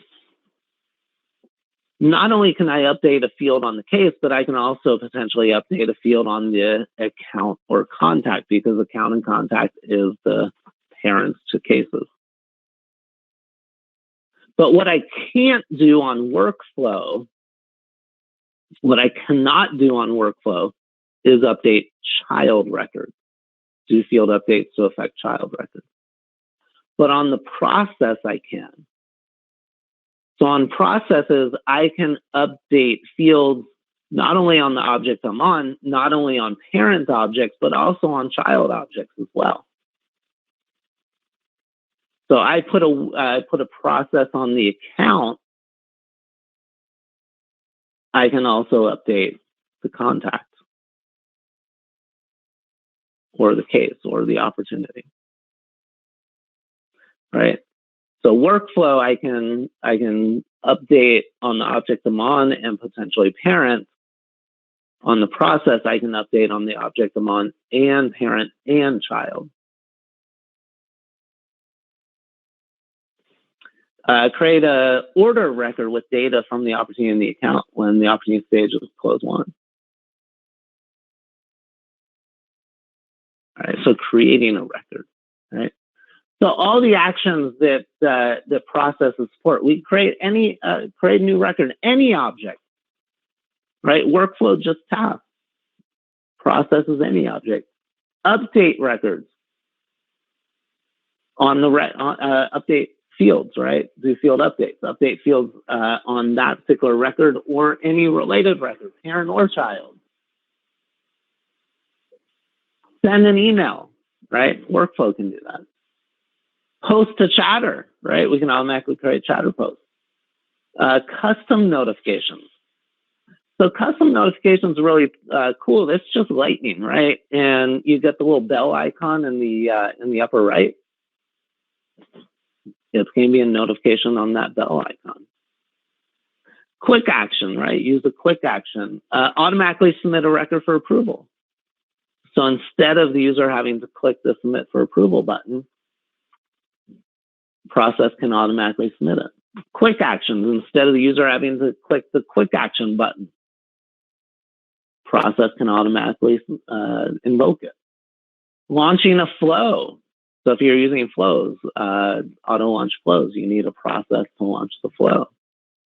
We don't get into flows on the admin certification. Advanced admin certification, absolutely, but the regular admin certification, we don't get into flows. Excuse me. So you can use it to launch another process. So a process can launch another process. Call Apex, so that's an outbound API message. So we said in workflow, you've got outbound messages.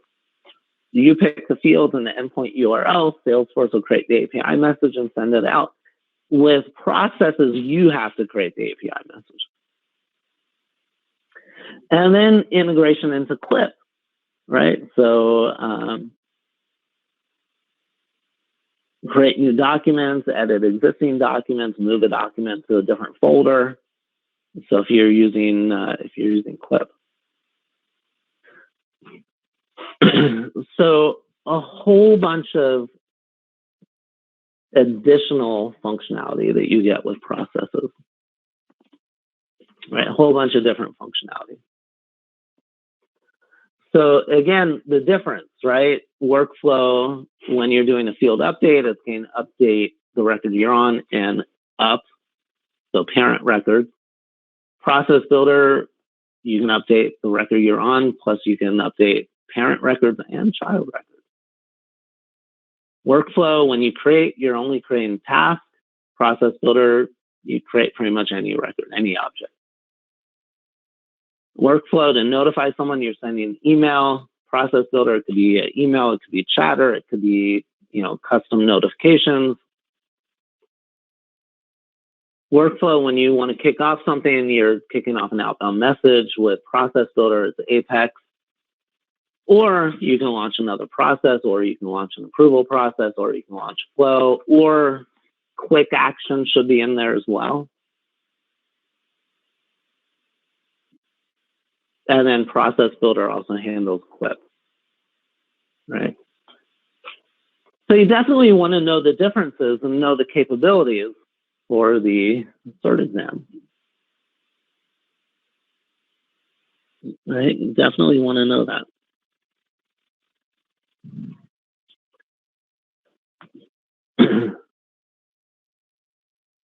So Workflow, Process Builder.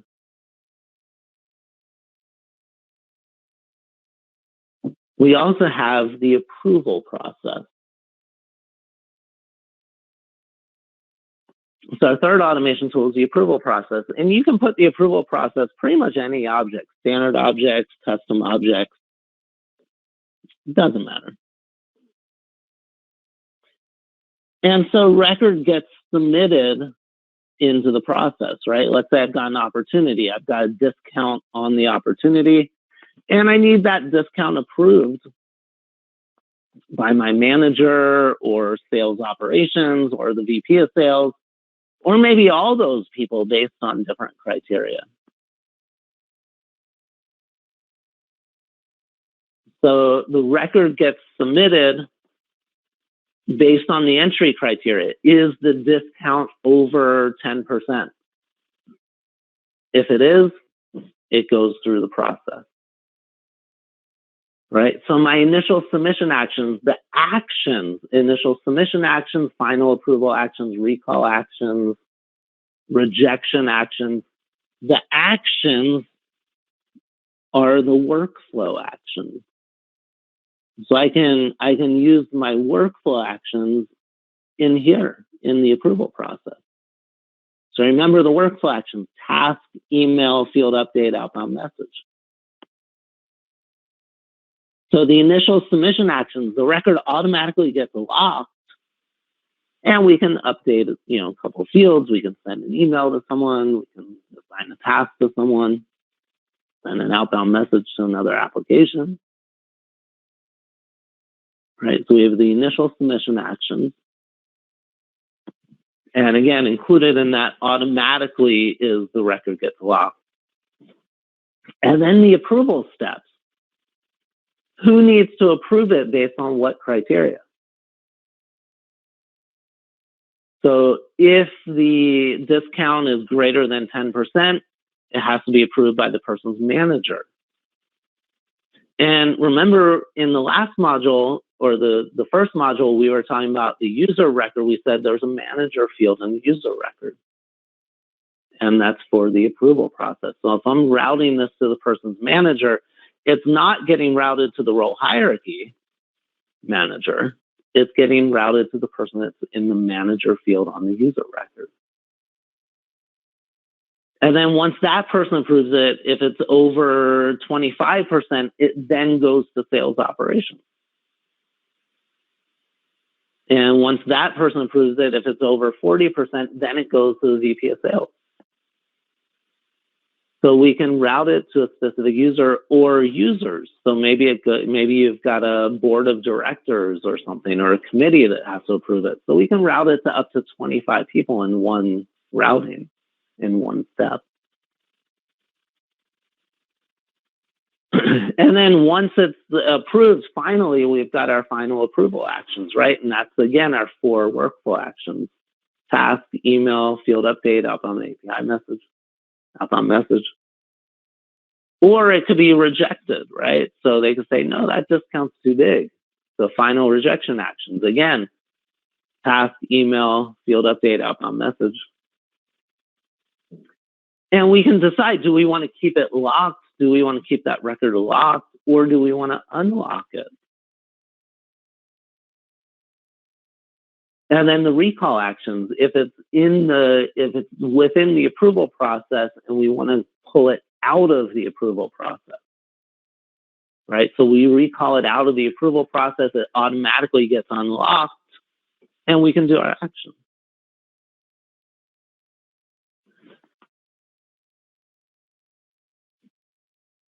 If you've never done an approval process before, there's a Trailhead project for it. I would suggest doing that, kind of getting the feel of it. Again, the submit for approval, there is a submit for approval button that the user clicks to put it through the process. But you can use the process builder process to automatically submit it for approval. So we don't want to have to rely on the user to click the button to submit the record. We just want to create a process to submit it.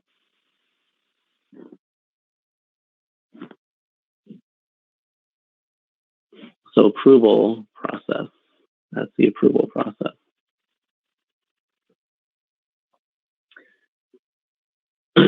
So those are the general automation, right? They work with all objects. Workflow, processes, approval process works with everything. But we also have automation tools specific for leads and cases. And so let's talk about those, right? So part of sales functionality, part of support functionality is automation. Right? So the first thing we want to talk about is the web to, right? So web to case, web to lead. This functionality is built into Salesforce, right? In the setup menu, you do a search for web to case, web to lead, you'll find it. And essentially what you're doing is you're picking the fields from the lead or the case that you want on the web form. And Salesforce will give you the HTML code. So it's really cool. You just pick the fields you want on your web form. Salesforce gives you the HTML code. You give that HTML code to your web folks, and they put it on your website. Now that code is really straightforward. It's just really basic code. So there's no style associated to it. The validation rules that you have on those objects do not come over in the code. So you're going to work with your web folks to add some stuff into that code, right? So if you've got a required field, you want to add that into the HTML code. Hey, this field's required, right? If you've got other validation rules, you want to kind of add that stuff into the code to make sure that the data that you're capturing on that web form, when it gets into Salesforce, it doesn't violate any of your validation rules.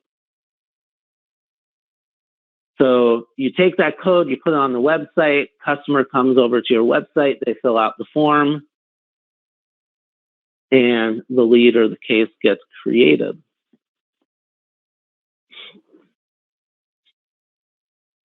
And if you have assignment rules, the assignment rule will determine the owner of that lead or case, right?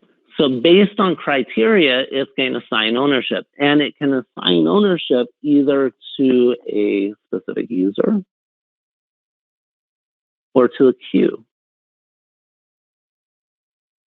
We mentioned queues for a second when we were talking about record ownership. We said records are owned by a specific user. But for leads, cases, and custom objects, you could also have a queue as the owner, right? And so a lot of times for cases, we have a queue as the owner, and sometimes for leads, we have a queue as the owner. So the queue is the actual owner, and when you create a queue, you associate people to that queue. You associate users to the queue. So if I'm a user, if I'm a member of the queue, I have full access to the records that the queue owns. That means I could see the records that the queue owns. I can edit the records the queue owns. I can transfer the records from the queue ownership into my own ownership.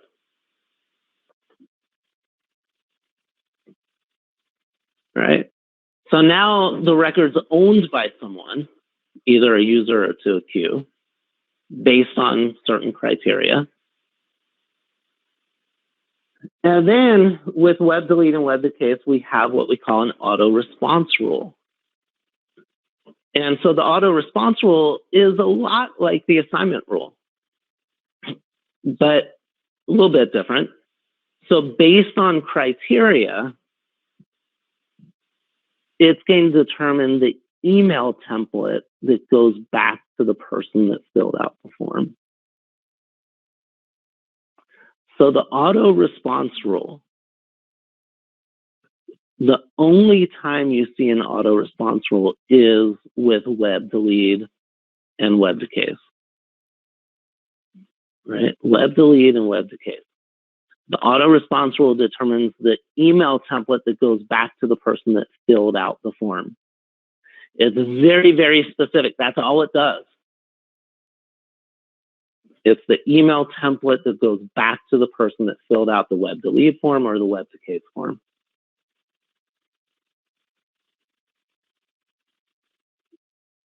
And again, for that email template, you need to create a classic email template.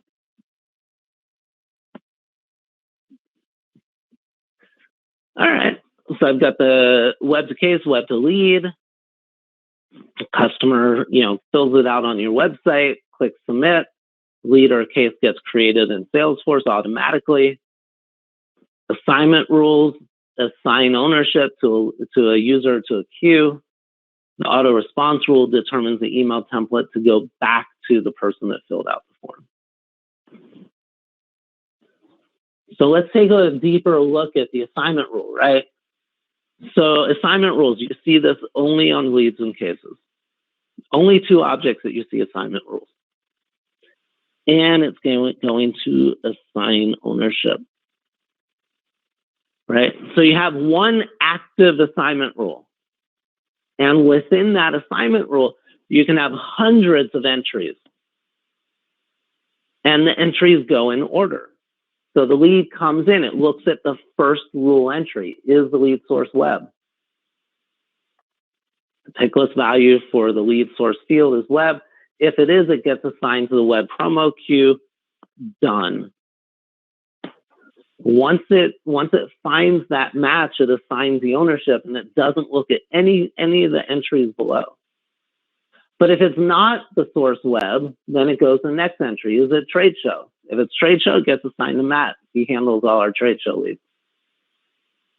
If it's not a trade show lead, it goes to the next one, to the next one, to the next one, right? So you can have hundreds of rule entries. Once it finds a match, it gets assigned, doesn't look at anything below. If it goes through all of your entries, doesn't find a match, then the default lead owner gets it. And you define the default lead owner in the lead settings in the setup menu. So one active assignment rule, but hundreds of different rule entries. So if your territories are based on state, right, I'd have an entry for each state. State equals New York gets assigned to the New York queue. State equals Pennsylvania gets assigned to Matt Wilson. State equals Florida gets assigned to Phil Smith, right? So I would have a rule entry for every single state.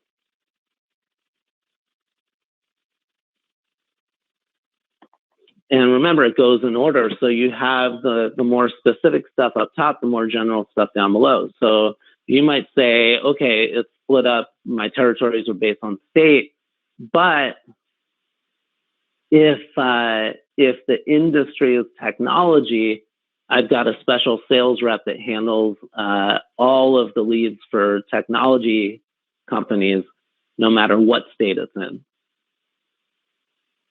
So in my assignment rules, the very first assignment rule will be for industry equals technology, goes to the technology queue. Done. And then I would have rule entries for each one of my states. Right. So the more specific it is, the higher up it needs to go. So assignment rules, you'll find this on leads, you'll find it on cases. Automatically assigns ownership to a lead, to a user, to a queue, based on criteria from the record, or based on a formula. Right. So you can use criteria, you can use formula. So let's say you've got like a round robin assignment rule that you want to do. Right. Lead comes in, it goes to sales rep number 1. Next lead goes sales rep number 2. Next lead goes sales rep number 3. Next lead starts over again. Number 1, number 2, number 3. Right. So I can do a formula for that. And in fact, there's one in the help files. You can just copy it from the help files for a round robin assignment rule. The auto response rule looks really similar. Instead of assigning ownership, we're determining what email template goes back to the person that filled out the form. Right? The auto response rule is determining the email template to go back to the person that filled out the web to lead or web to case form. That's all it does. So based on what criteria, what email template do they get? So again, I have one active auto response rule, but that auto response rule can have hundreds of different rule entries.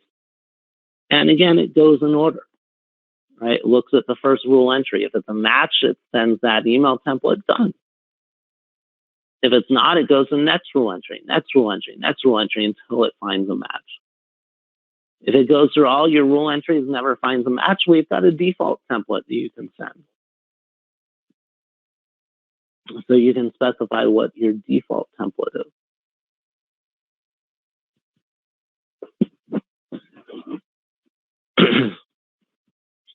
So again, just for leads or cases, and just the ones that come in over the web form.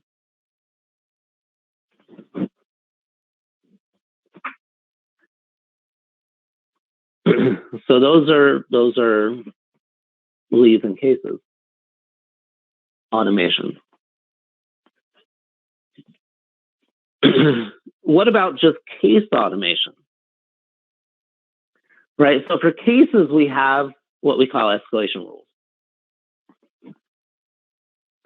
So escalation rule can either reassign ownership and or notify someone that a case hasn't been closed in a certain period of time or hasn't been worked on in a certain period of time.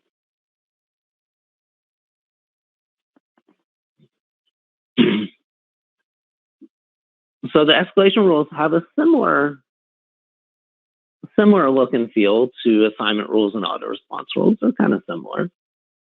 Based on what criteria? What's the escalation time? Right? So case hasn't been closed in a certain period of time, we can change ownership. We can notify someone. Case hasn't been worked on in a certain period of time, we can change ownership. We can notify someone. And the changing ownership, we can change, we can assign ownership to a queue or we can assign it to another user. Right? So you get to define the order, the criteria, the escalation actions. Right? So case hasn't been closed after 4 hours, notify the owner of the case and reassign it to tier 2 queue. And then I can put another action in there. If it hasn't been closed after 24 hours, notify the VP of services. And I can put another action in there. If it hasn't been closed after 48 hours, notify the HR department to fire the support rep or something like that. You probably wouldn't want to do that. So escalation rules. Consider enabling early triggers in the support settings. So in the support settings, there's a checkbox to enable early triggers. So if you have really tight service level agreements with your customers, so let's say you've got a SLA with your customer, service level agreement with your customer. It says, I have to escalate your case after an hour for platinum. Let's say for platinum support, if I haven't started your case within an hour, it needs to be escalated. So that's the support level agreement. If you've got platinum support with me, I have to start working on your case within an hour. So escalation, we want to put an escalation rule in the system to make sure we're within that constraints there. So for escalation purposes, Salesforce looks every 15 minutes. The clock will start ticking at the quarter-hour run. So what happens, case comes in 10 minutes after the hour, right? It gets assigned to the appropriate queue via the assignment rules. If it came in on a web form, the auto response rule sends an email back to the person that filled out the form. But for escalation purposes, that case that came in 10 minutes after the hour, the escalation clock starts ticking at 15 minutes after the hour. So you've got a span of 5 minutes there. And if you've got a SLA that says you have to escalate it after an hour, it can go all the way around the clock and it'll get escalated at the 15 minutes the next hour, which really is an hour and 5 minutes after it came in. So your service level agreement said, 1 hour, you escalated it after an hour and 5 minutes, you blew your SLA. So by enabling early triggers, again, it's just a checkbox in the support settings in the setup menu. What's going to happen is that that case that came in at 10 minutes after the hour, for escalation purposes, Salesforce will treat it as if it came in on the previous quarter-hour run. So Salesforce will treat it as if it came in at the top of the hour. And it'll go, if it's an hour for the escalation rule, it'll go around the clock and it'll get escalated at the top of the hour. So in reality, it gets escalated after 50 minutes, right? Because it came in at 10 minutes after the hour. Salesforce, for escalation purposes, treating it like came in at the top of the hour, 10 minutes before it actually came in. So it'll get escalated at 50 minutes instead of an hour and 5 minutes, which means you're within your service level agreement. So early triggers, just if you have really tight service level agreements with customers, just go into the setup menu and just check the box for enabling early triggers. Makes it easy enough. So that's escalation rules. So escalation rules, again, just cases. Just cases.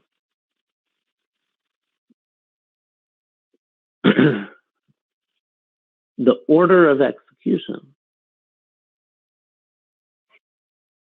So order of execution, what happens when the record gets saved? And it could be a user creating a brand new record and saving it. It could be the user editing a record and saving it. It could be a record that got created via an automation tool or an import, right? So no matter how the record is created or edited, when it's saved, it goes through this. So the first thing is validation rules. And we're going to talk about validation rules in the next module. But validation rules, if the record violates your validation rules, the record does not get saved. Period. End of story. And we'll talk about, we've got system validation that happens first, and then custom validation happens second. We'll talk about that in the next module. But system validation happens first, custom second. if there's any violation of your system validation rules, nothing else happens. You get the error messages and that's it. The record doesn't get saved. The user gets the error messages. If system validation, all is well with that, then custom validation, the validation rules you create. And if there's any violation of those, the record doesn't get saved. You get the user gets the error messages, the record doesn't get saved. Stop. Once the data is good, once it passes our validation rules, then the record gets saved. And the assignment rules, if it's a lead or a case and you have assignment rules, the assignment rules go. So the assignment rule is going to change the ownership based on the rule entries. Right? So remember, the person that creates the record, they're the owner. So if I create a case, I'm the owner of the case. But then if it goes through the assignment engine, it's going to change ownership based on the assignment rules. Right? Based on those rule entries. So assignment rules for leads or cases, right? Just for leads and cases. And if it's a lead or a case that came in with on the web form, then the auto response rule is going to kick in and determine the email that goes back, the email template that goes back to the person that filled out the form.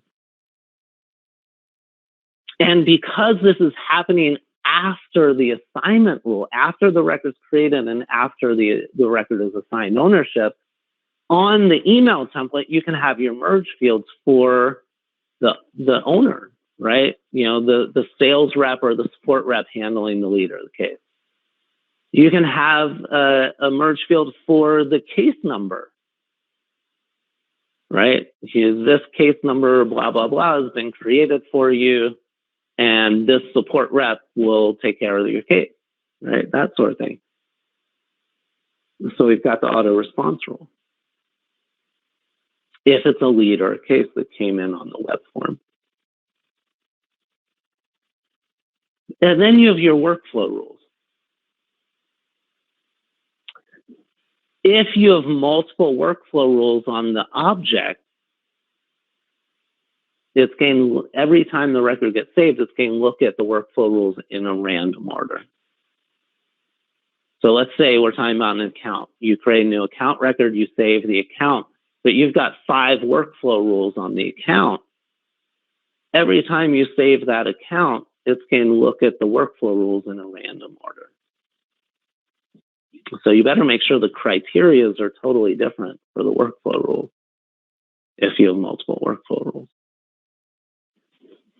So it's going to do the workflow rules first. And we said with the workflow rules, you've got the 4 actions, right? You've got the field update, the task, the email, the outbound message. And it's going to do the field updates first. And then it'll do the task, the email, and the outbound messages. So email goes, the field update goes first, and then the other 3 go second. And again, in a random order. And then once the workflow has run, then the processes, the process builder processes. And those go in the exact order, right? The actions within the process go in the exact order. And so we recommend you have one process, multiple criteria nodes. It goes through the order of the criteria nodes in order, and it goes through the actions in order.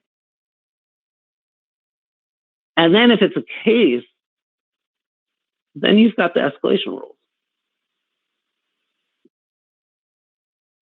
Right? Then you've got the escalation rules.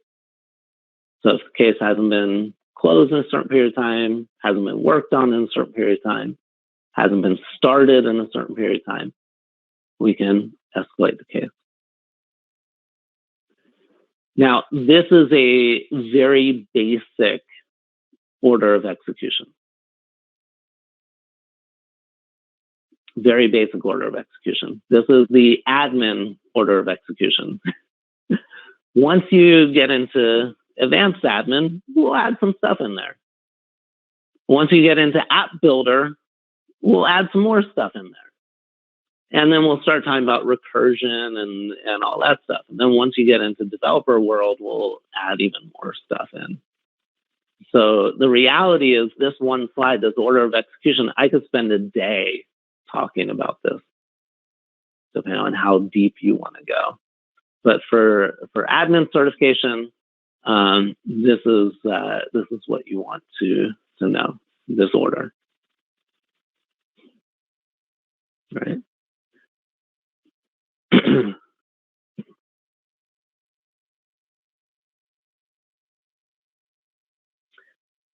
There are a couple of other automation tools that are very specific.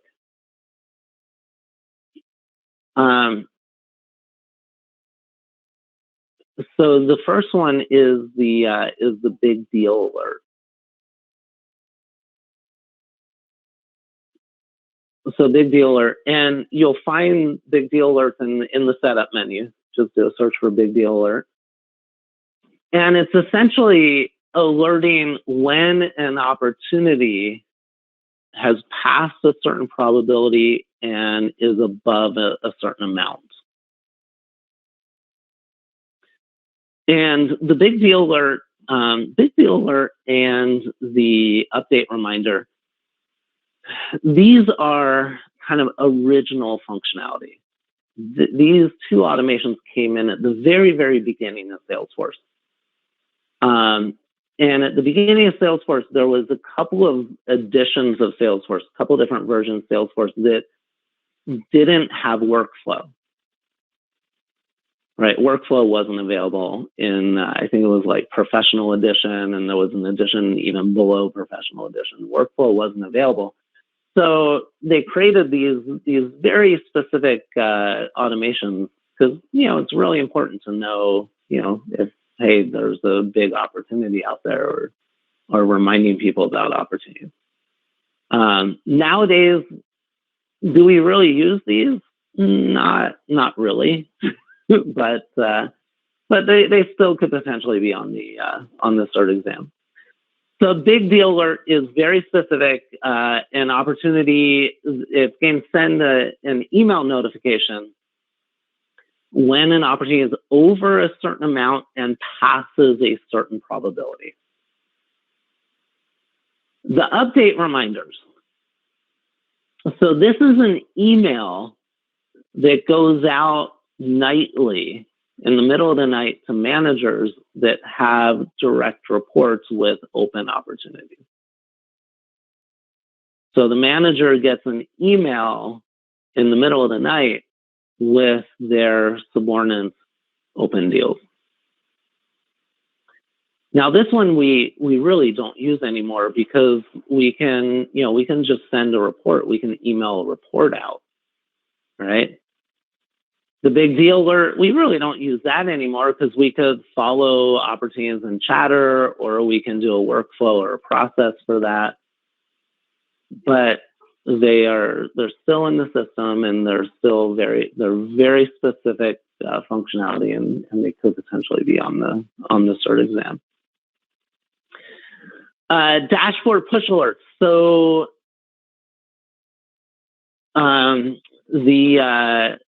on dashboard components, right? You've got a dashboard, you've got the gauge component, you've got a metric component, and you could put breakpoints in there, right? The gauge has the breakpoints, and the 2 breakpoints giving you 3 different categories. Metric as well, you can put the 2 breakpoints in there, giving you 3 different sections, kind of. And so when the value goes through the breakpoint, you can set it up. You can set up a chatter notification. So dashboard push alerts. And then the other thing we didn't talk about, very specific to cases, is email to case. So we said there's web to case, right? But we've got web to case, web to lead. But email to case, very specific just for cases.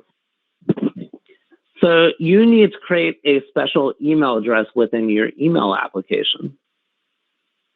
And then we can use that email address. Whenever an email comes into that email address, we can automatically create a case from that email. So automatically creates a case from an inbound email, uses the sender's email address to associate the contact to the case. And since the contact is associated to account, we can associate the account to the case. The email content, we can auto-populate case fields,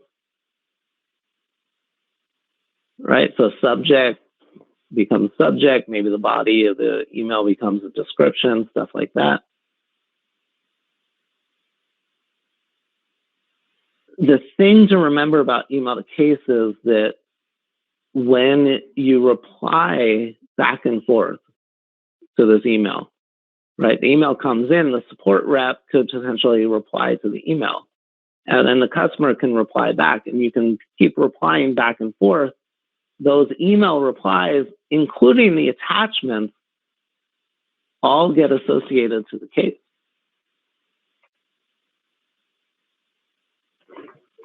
So you'll see when you go to the case record, you'll see the email chain. And even though this case is coming in through the email, all of your automation still gets triggered, right? Your assignment rules get triggered. The auto response rule gets triggered as well. So the auto response rule happens not only for web to case, but also email to case.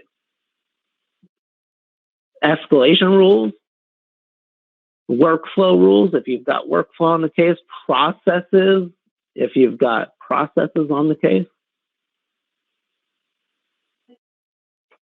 There's two different ways to do email to case. Two different ways to do email to case. First way is to install an agent on the email server. And you can download that agent. You can download that agent. I think it's on the developer community that you can get that agent. But most companies don't want you to install an agent or an app on your email server. And a lot of companies don't even have an email server anymore because it's all cloud-based. So the other way to do it is the on-demand email to case. And if you use the on-demand email to case, the attachment size is limited, right? So if the email comes in, it's got an attachment on it, the attachment size is limited on the on-demand email to case.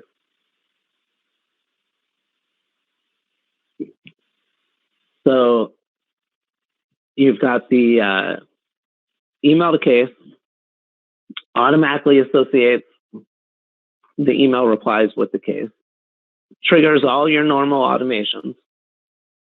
And you can do the regular email to case, which you have to install an agent on your email server, or you can do the on-demand email to case.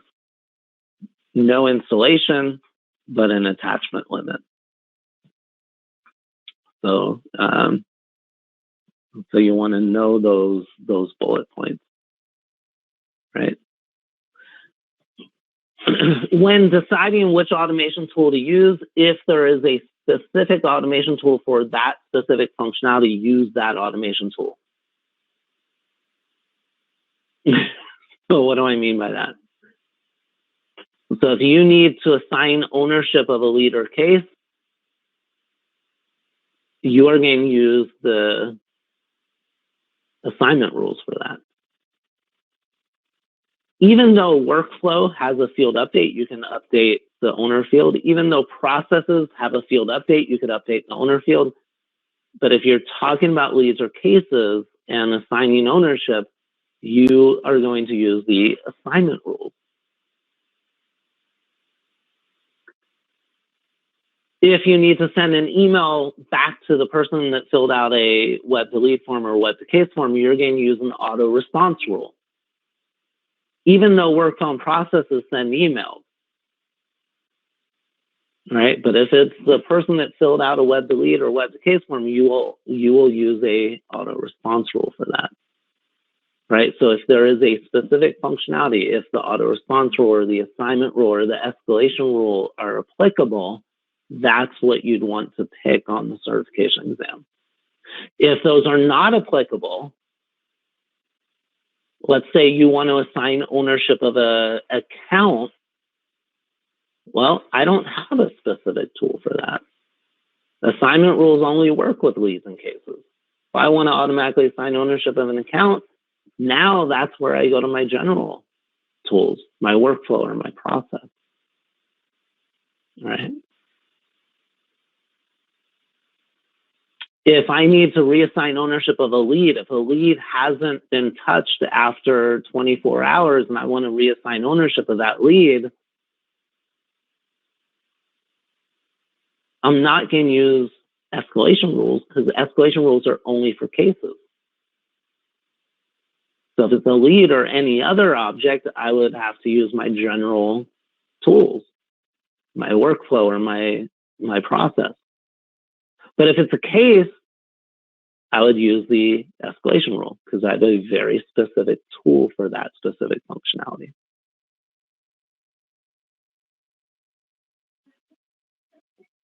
All right. So those are all of my different automation tools, my general automation tools, workflow, processes, approval process. And then my specialty automation, right? Leads and cases. I've got my web to lead form, web to case form. I've got my assignment rules, my auto response rules.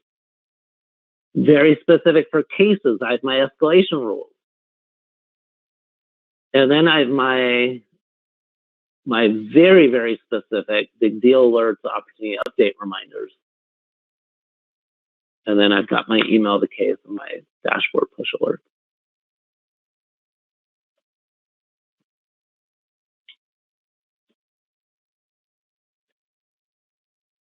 All right.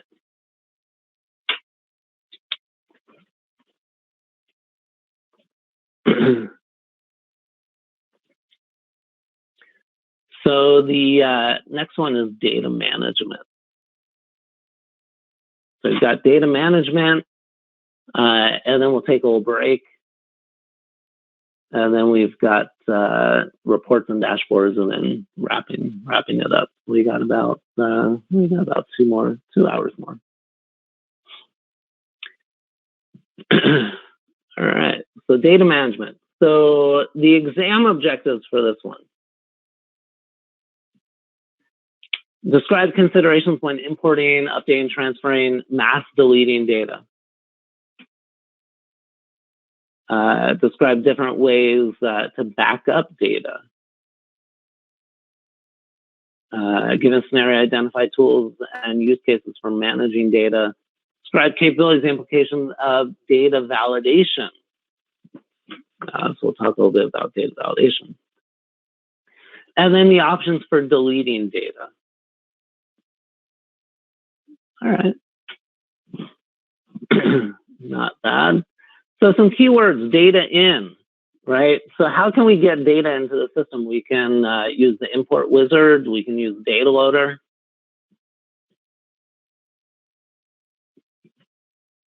Updating data, right? Import wizard, data loader.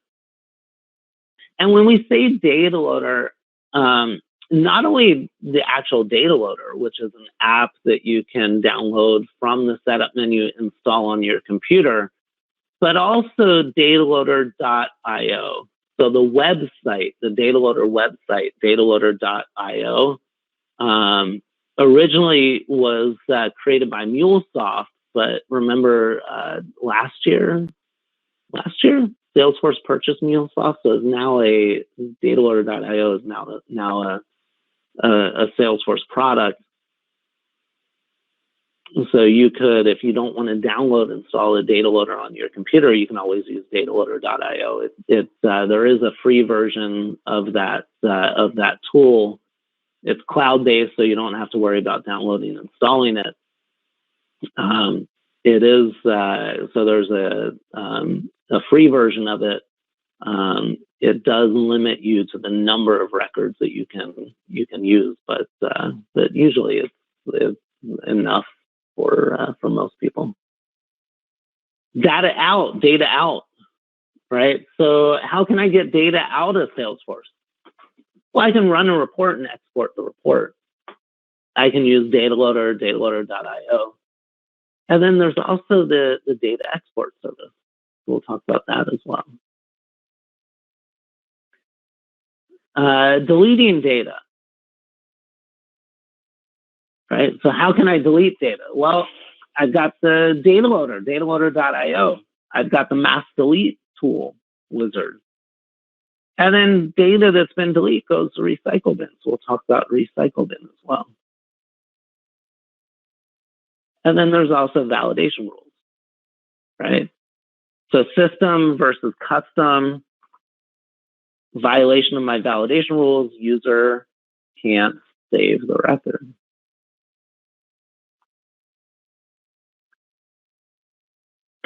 So data import wizard versus data loader, dataloader.io. Data import wizard is in the setup menu, right? So in the setup menu, is built in the setup menu, and it only works for certain objects. So only certain objects: accounts, contacts, leads, solutions, campaign members, and custom objects. And so you definitely want to know those objects, right? Because on the exam, if it has a question, you need to import opportunities, you're not going to pick the data import wizard because that doesn't handle opportunities, right? So know the objects that data import wizard can handle, right? Accounts, contacts, leads, campaign members, solutions, which we don't care about because it's classic only, and custom objects, right? If you look at the, if you go into the setup menu and open up the data import wizard, you'll see those objects. You can pick from those objects. And the import file can contain up to 50,000 records. So data import wizard can handle up to 50,000 records. The data loader can handle millions of records. Dataloader.io can handle about 500,000 records with the free version, about 500,000.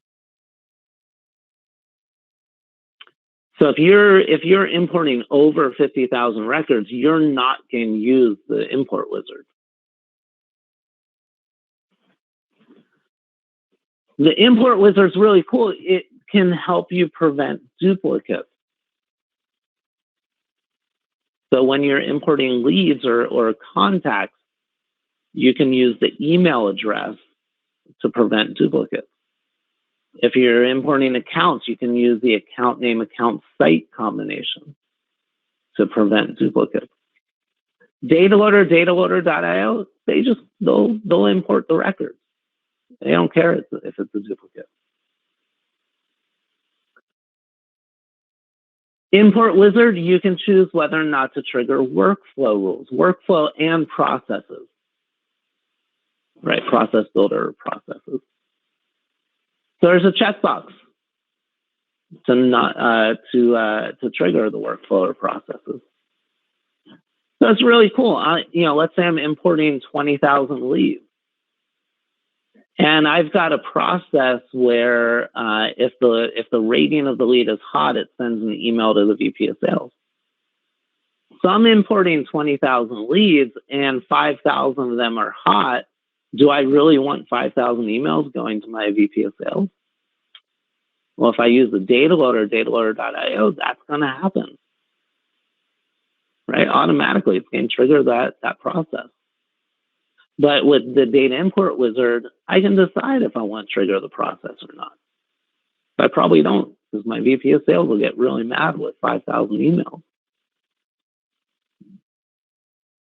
Right? So data loader will not prevent duplicates. It will create duplicates. Data loader is going to send all of, it's going to activate, is going to invoke all of the workflow and processes, the active workflow and processes. So if you're using the data loader, you might want to deactivate the workflow rule or deactivate the process while you're doing the import. But with the import wizard, I can choose whether or not to trigger any of the workflow or processes. I don't necessarily have to deactivate them. I can just choose not to trigger them. The data loader will handle millions of records. The data loader, dataloader.io, will handle any object that's exposed to the API. These are API clients. So any object that's exposed to the API. You can, when you map the fields from the columns in your spreadsheet to the fields in Salesforce, with the data loader, dataloader.io, you can save that mapping. So if you're doing the same import, once a month, I don't want to have to redo the mapping every time. I can save the mapping. I can schedule the imports for later on. And the data loader not only pushes data in, but it also pulls data out. So the data loader will create new records, update existing records, but it also export records and it'll also delete records. Whereas the import wizard just pushes data in. So the import wizard will create new records and update existing records. So the import wizard updates records or creates new records. That's all it does. The data loader not only does that, but also exports data and also deletes data. So you definitely want to know the difference between the two, right? Because you're going to get a question, right? The system admin at Universal Containers needs to import 20,000 asset records. Which tool would the system admin use? So I've got 20,000 records I need to import. Well, I know the import wizard can handle up to 50,000. The import wizard can handle the import, but we're talking about assets. Import wizard can't handle assets, so it's got to be the data loader, dataloader.io. Right? So you need to know these different what each tool can do, because the question, you'll need to know that information to answer.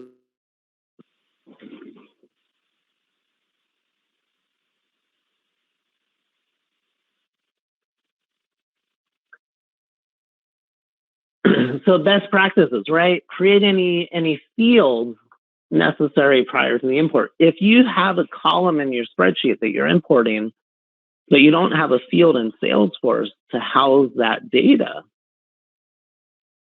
you won't be able to import that column, that data, right? So make sure you've create a custom field in Salesforce to house that column of data. Clean up your data prior to the import, right? Once the data gets into Salesforce, it's a lot harder to clean up. So go through your spreadsheet that you're going to import and clean up the data. Check for spelling, check for consistency on data formatting, right? Check for any blank spaces.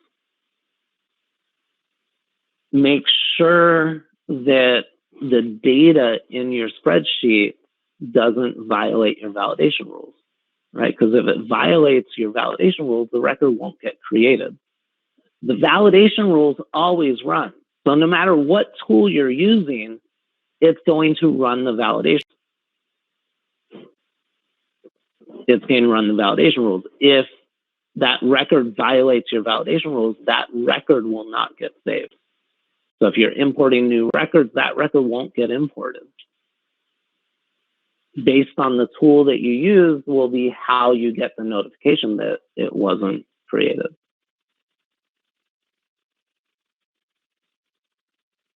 So if you're updating records, you want to make sure you're updating the right record, the correct record. So what is completely unique about every single record in Salesforce is Salesforce ID, right? Salesforce ID is unique across every single Salesforce org in the world. So if I'm updating records, I want to use that Salesforce ID for matching. So I might need to export that ID to get the ID to put in my spreadsheet. I always tell system admins, you can't break Salesforce. You can't crash Salesforce. If let's say you create a formula that doesn't work. Let's say it's not going to break the system. It's just going to give you an error message, or it'll give you a result that you weren't expecting, right? So it's really, you can't crash the whole system. But with data, you can really, really, really mess yourself up. So with data, you can really mess yourself up, right? So if you're importing brand new records and the records, you didn't map the fields correctly, or you're updating records and you update the wrong records, you can really mess yourself up with that stuff. So I always say with data, you always want to slow down, right? You always want to take your time with it. Do it in a sandbox environment first. Break off if you've got 10,000 records that you're importing in your spreadsheet, take 5 or 10 of those records and put them in a different spreadsheet and do those first. Do a test batch. Make sure you've got things mapped the way you want and all that stuff. Once you do an update, once you update records, there's no undo. There's no unupdate. If you're creating new records, we could potentially delete those new records by using the data loader or the mass delete wizard. But if you're updating records, there's no unupdate. So be really careful. Don't perform updates to existing records during normal business hours. If someone's in the record and you're updating the record at the same time, there could be a conflict there. So you want to do it after hours, on the weekend, something like that. And if you're using the data loader, dataloader.io, you might want to think about deactivating the workflow rules. Right? So, workflow rules are getting run when you do data loader, dataloader.io. So you might want to consider deactivating them. Remember the import wizard, you can decide. There's a checkbox on the wizard to either run your workflow or not. And again, not just workflow, but processes as well. So it's workflow and processes. Owner. So we don't even have a bullet point for this, but for the owner, right? If you don't have an owner column in your spreadsheet, the person doing the import becomes the owner. Unless it's a lead or a case, and you can invoke the assignment rule to assign ownership.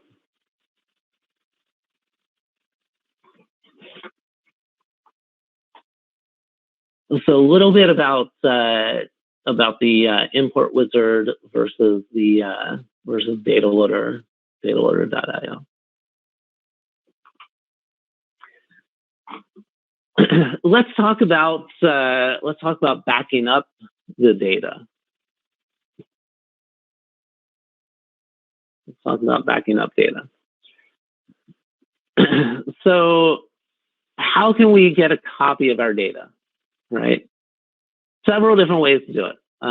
First way to do it is run a report and export the report. assuming that you have the profile permissions to be able to export a report. If you're a system admin, of course you do. If you're someone else, maybe you don't, right? The thing with exporting a report to Excel is it's a manual process, right? I got to create the report. I've got to run the report. I got to click the export button. And then, I've got to, I have to, pick, do I want formatted or not formatted? And then it's going to give me, it's going to open it up in Excel, and then I have to save it, from the Excel file. So it's a very manual process. Data loader, dataloader.io, right? We can export using those tools. Cannot export using the import wizard, right? Import wizard, that data import wizard just pushes data in. But dataloader.io, we can pull it out.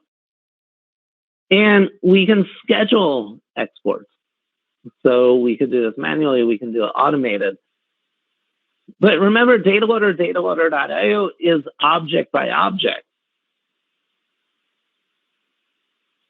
So really easy. If I wanted to export a bunch of accounts, yeah, I could do that. But what if I wanted to export all of my data?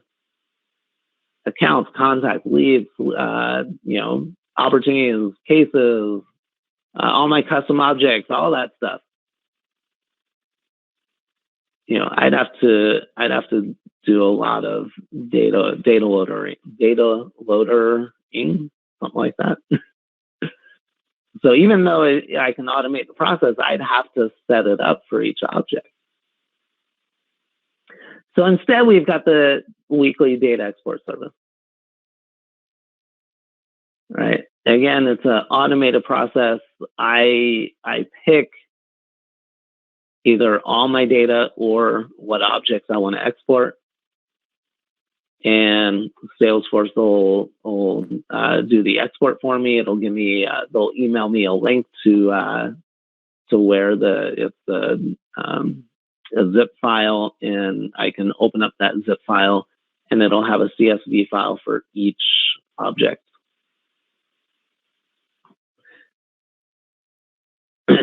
So when you do the data export service, do you want to do it weekly? Do you want to do it monthly? Or you can do it on a one-off basis. And again, that's going to send a request up to Salesforce, and it'll take between 20 minutes and a couple hours. You'll get an email with a link. The link will take you to the zip file. Within the zip file, you'll have a CSV file for every object that you requested. That zip file is there for 48 hours. It'll get deleted automatically after 48 hours, whether you downloaded it or not. So data export service. Again, this is a profile permission, so only the people with this permission, system admin has it by default. They're the only ones that have it. But you can schedule it weekly or monthly, or you can just do it on a one-off basis.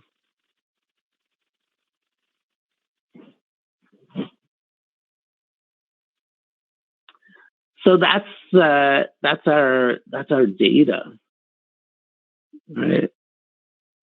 That's the importing, exporting of data. So to automate data export, right, is dataloader.io, or this weekly export service. Reports are manual, right? Reports are manual.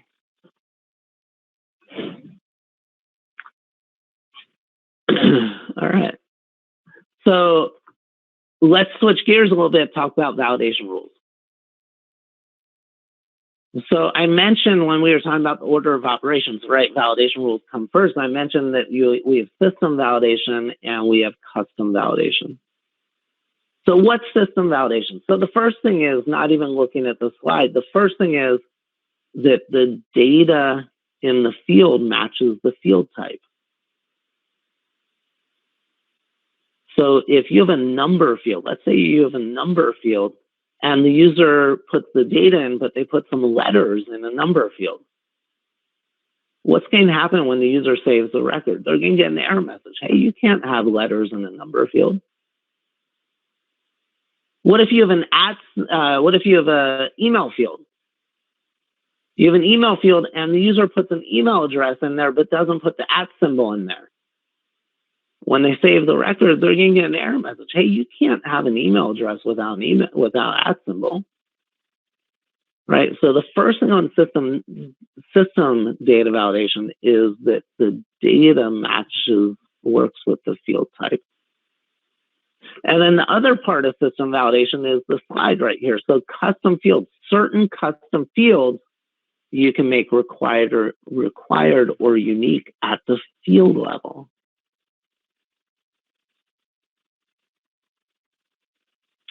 So when you create a custom field, these are checkboxes in the custom field wizard to make it required or unique. So required, you'll see that for all of your custom fields except checkboxes and text area long. But pretty much any other custom field you create, there's going to be a checkbox to make it required. And making it required at the field level is a very, very, very, very tight requirement. It means that when the record is saved, it has to have a value. No matter what, it has to have a value. Otherwise, the record won't get saved. If you have multiple page layouts on the object, let's say I create a custom field on the account, and I check the box to make it required, and I have 5 different account page layouts, that field gets added to all 5 page layouts. And it's going to have the red star. It's going to be required on every single one of those page layouts. And I can't hide the field. I can't take it off the page layout. I can't hide it via field level security. Not only can I hide it via field level security, but it's got to be editable to everyone. So if the user can edit the record, they have to be able to edit that field. So again, it's a very, very tight requirement. That's very different than than making a field required on the page layout. If you make a field required just on the page layout, it's just required to people using that particular page layout. It's not required to people using other page layouts. It's not required when you import or update using your import or update tools. But if I make it required at the field level, it is totally 100% always required. For custom fields that are email fields, number fields, or text fields, you could also make them unique. So if you create a custom field that's the email, number, or text, there's going to be a checkbox to make it unique. So stops duplicate values on save, right? If the value is in the same field on another record, it won't let you save the new record. So stops duplicate values on save. Existing duplicates, it'll cause an error. Right? So user will get an error. Hey, you can't save this record because this value is a duplicate. And and again, we said just email, number, and text fields where you have this option. If it's on a text field, you can decide if case sensitivity is a duplicate or not.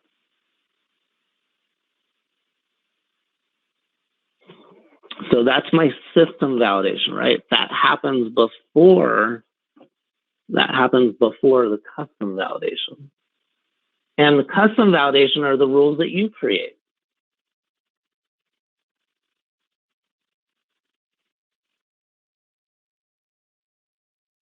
So these are the rules that you create. So, when you create a custom validation rule, it's just your formula language. You write a Boolean formula.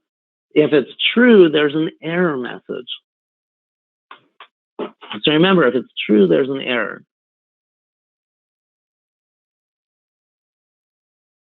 So here, I've got this discount percent field, custom field on the opportunity. And so the user could put whatever value they want.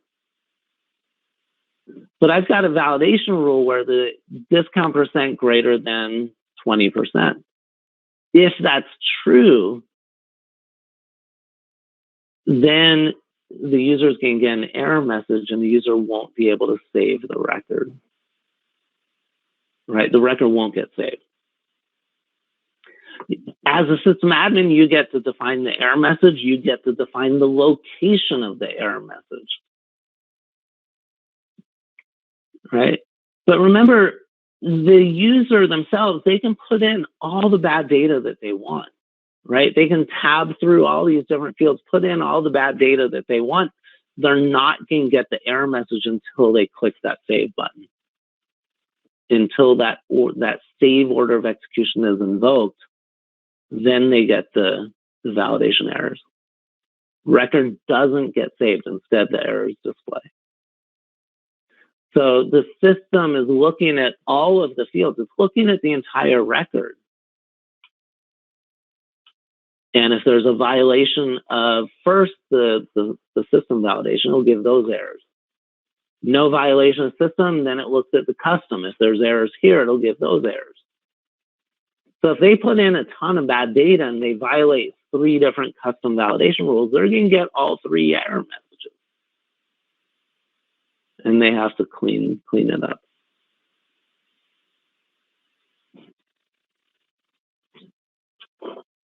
That's my custom validation rules. Whole bunch of custom validation rules, sample validation rules in the help files, right? You could just go through them, see what's in there. If you like them, you can just copy and paste them and create a validation rule in your org, and then copy and paste the formula into your org. Make whatever changes you want to make.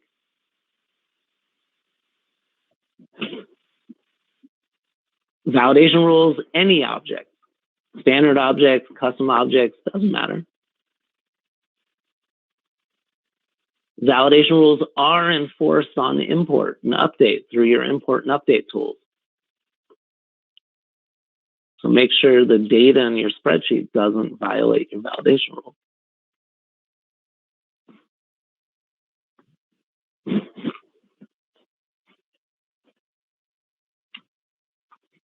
All right, let's talk about mass deleting, recycle bin. Right. So what tools can we use to delete records? So dataloader.io, we can use to delete records. When you do that, you have to have the Salesforce ID of what you're deleting. Right. So you need the Salesforce ID of what you're deleting. There in the setup menu, there's a wizard, the mass delete record wizard. Can't use that for all of your objects, just certain objects. So you've got the mass delete wizard. And once you delete a record, it goes to recycle bin. So it goes to recycle bin. The recycle bin up to 15 days. So we always say up to 15 days because there is a storage limit on the recycle bin, right? You do have a storage limit. So once it goes over your storage limit, it'll start deleting the old stuff, right? So it could be before the 15 days potentially. But as long as it's in the recycle bin, you can restore it from the recycle bin, or you can permanently delete it from the recycle bin. So each user has their own recycle bin, right? So if a user deletes something, it goes to their recycle bin. The system admin or anyone with the modify all data can look at the entire organization recycle bin and permanently delete or undelete from there.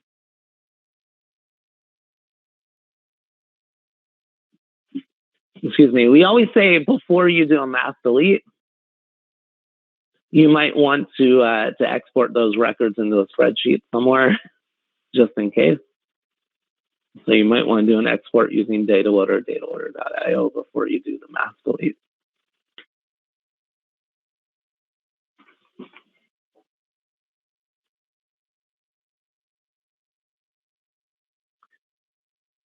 The mass delete wizard, so it's in the setup menu, right, under data, mass delete records, allows you to delete standard object records.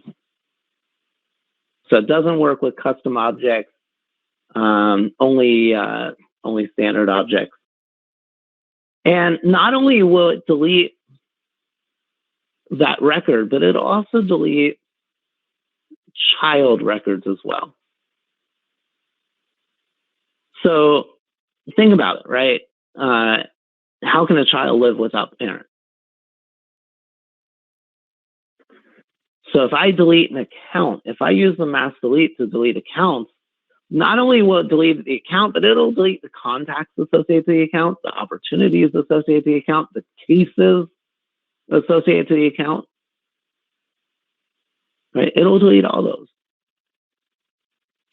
Unless the case is open. If the account has an open case, it won't allow you to delete the account. But that's the only safeguard in there.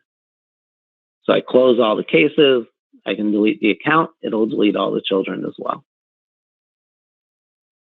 Before it actually deletes, it gives you a list of all the records that it will delete. And so you could check them and say, yeah, delete them. But again, best practice, do a backup, do an export before you do a mass delete of records. The mass delete tool, again, just standard object records. If you need to mass delete other objects, custom object data, use DataLoader, dataloader.io.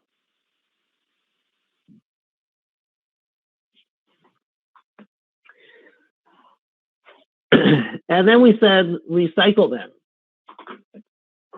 right? So the recycle bin in Lightning is a tab, right? It's a tab in Lightning. In Classic, it was on the sidebar in Classic, but there's no sidebar in Lightning, right? So it's an actual tab. So you might have to add that tab to the application,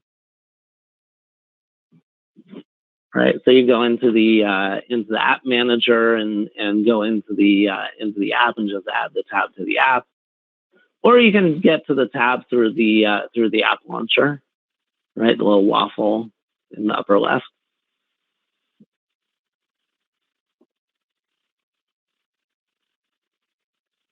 So as an admin, you have access to your own recycle bin, but you also have access to the org's recycle bin. So I mentioned that a little bit earlier.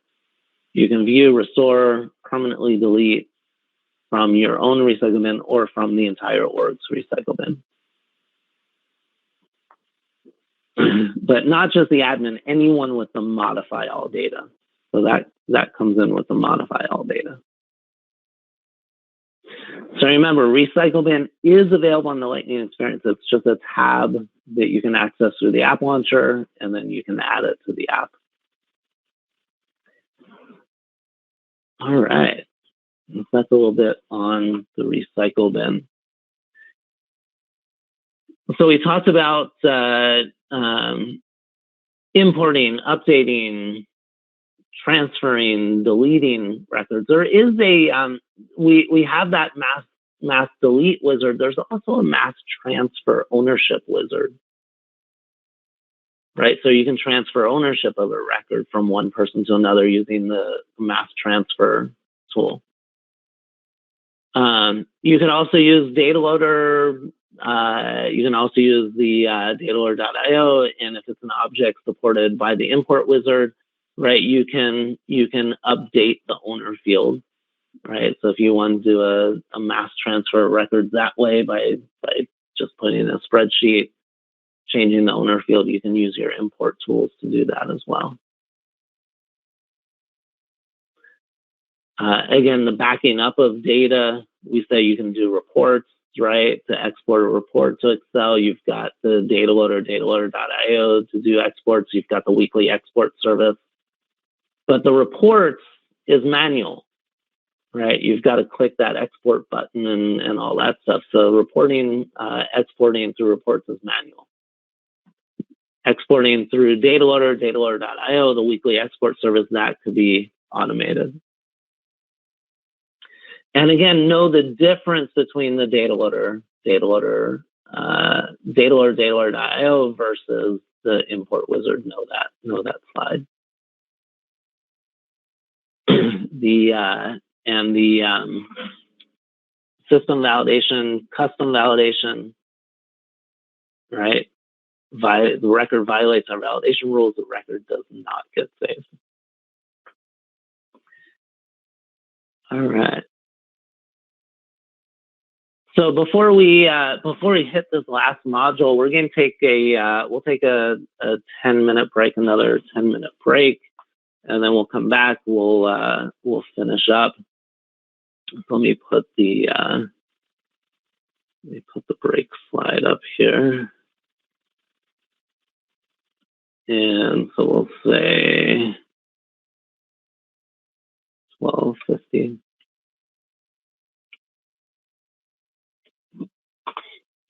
So we'll take 10 minutes, 12:50, we'll start up again.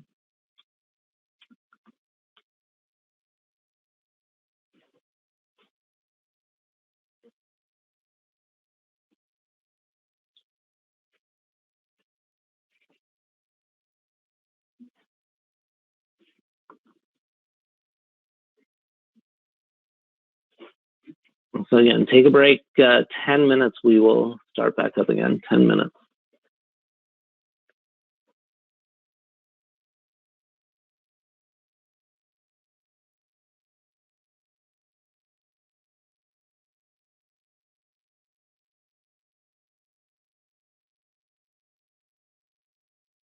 Just get rid of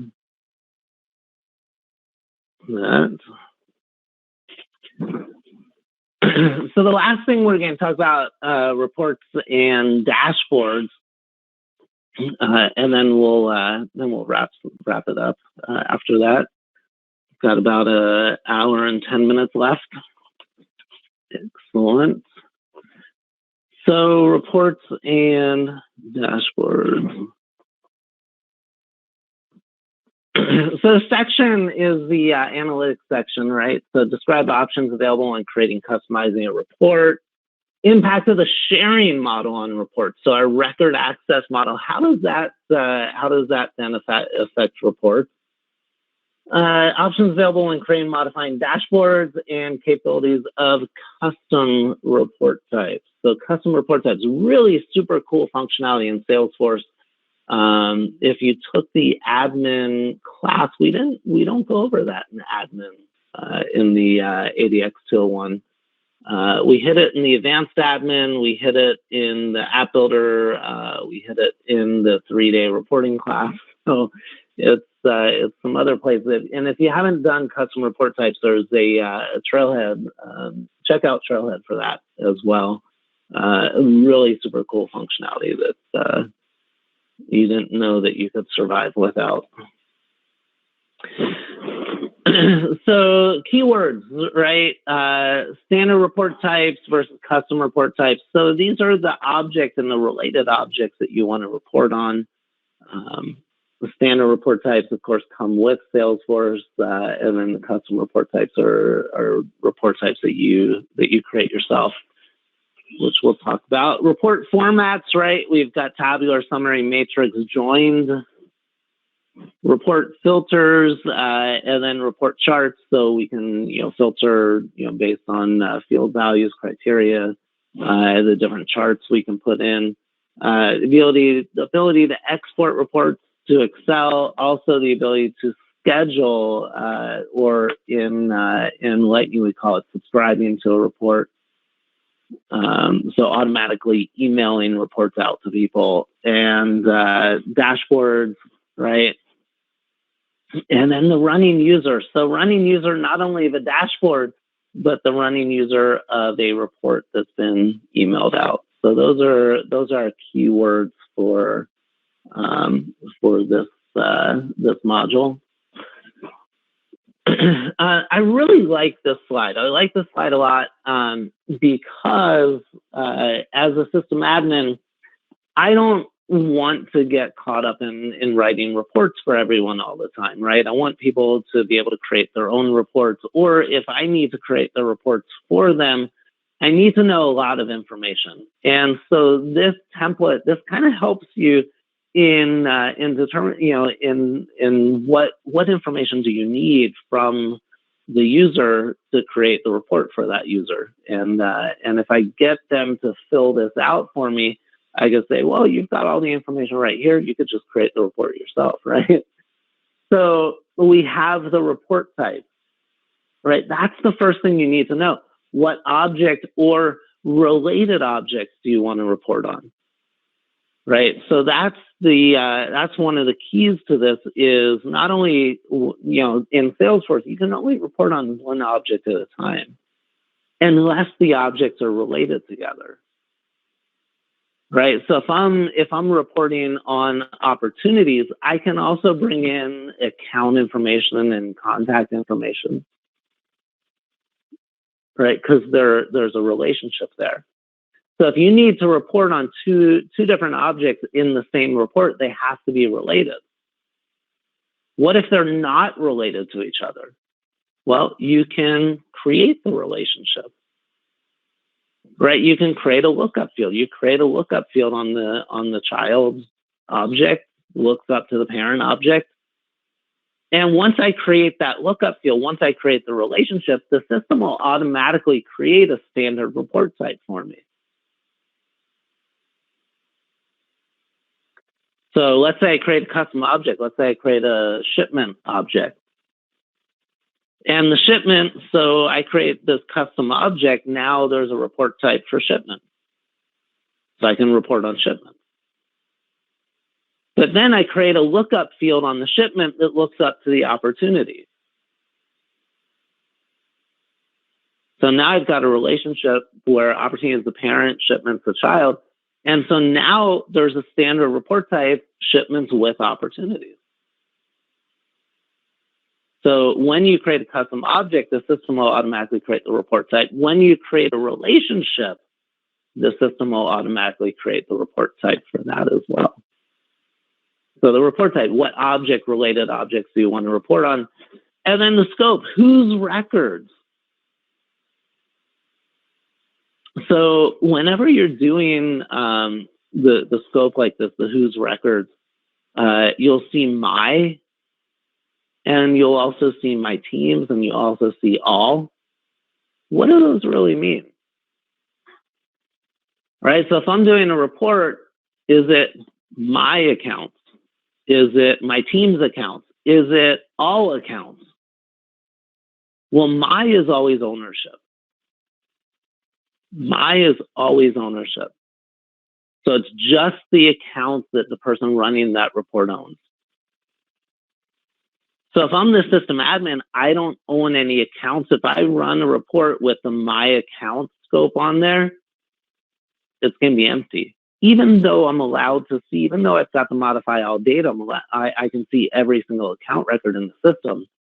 If the filter is my, it's only going to show the accounts that the person running the report owns. My teams, so if I'm a manager, if I'm above people in the hierarchy, it's the records that I own and that my subordinates own. And all is all the records I'm allowed to see. So remember, that goes back to our record access model, right? If you've locked your org-wide defaults down to private, the user is not going to see every single record. They're just going to see the records that they're allowed to see. So reports is going to uphold that record access model. So whose records am I seeing when I do the all? I'm just seeing the records I'm allowed to see. So two different people running the same report can get two very different sets of data. So whose records do I want to see? My teams, all, and for what time frame, right? I want to see all the accounts created last week. I want to see all the opportunities set to close next week, right? What's the time frame? based on a date field. It could be a created date, last modified date, close date, custom date field. And then what columns do you want to see? So fields as columns. And then what format? Is it just a list of records? So, so that's a tabular format. Is it grouped? Right, so that's a summary. Grouped, for a summary, you can have up to 3 grouping levels, right? It can be grouped, and then you can have a subgroup, and you have a subgroup. So up to 3 levels of grouping. A matrix, you can group both by rows and columns. So matrix, it's a grid. You can group by rows and columns. And not only can you group by row and column, but you could also subgroup by row and column. So in a matrix, potentially you can have up to 4 grouping levels, because I can have a grouping and a subgrouping for the columns and the rows. And then blocks. That's a joined report. So in a joined report, you can have up to 5 blocks. Right? And each block could be a different report type.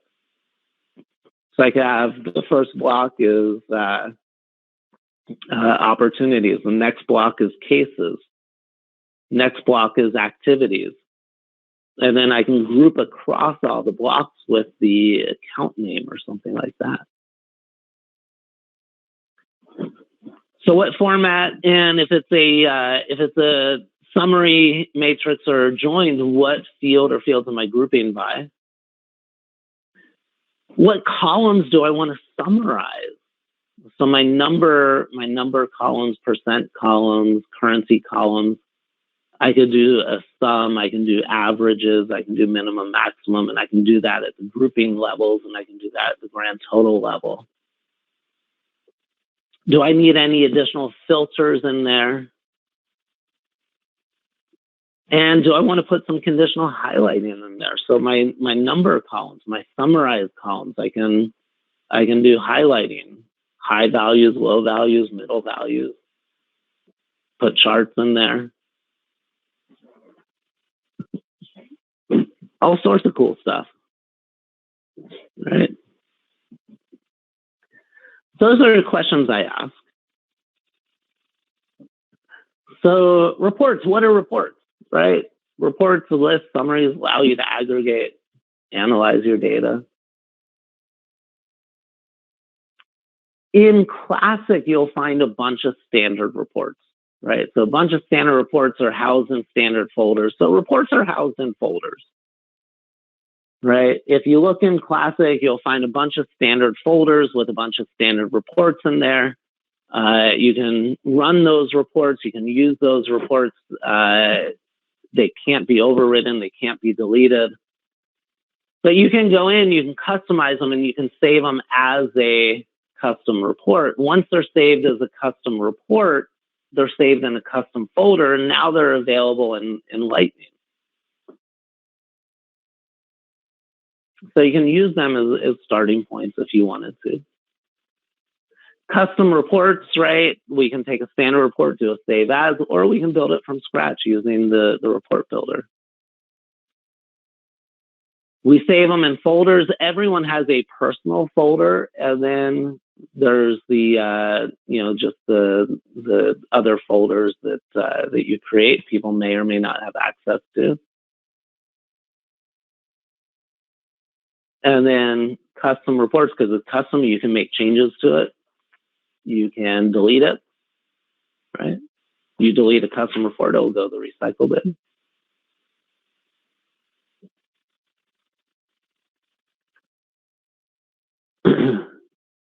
So we said the report type, right? The report type is the object or objects that you can report on. So it's going to determine, the report type is going to determine a number of things. First of all, it's going to determine what fields are available in the fields pane. Right, so all the standard field custom fields from that object or the related objects, they're going to appear in the fields pane. Assuming we're not hiding them from the user via field level security, right? If you're hiding a field via field level security, the user won't see it. So what fields are available in the fields pane?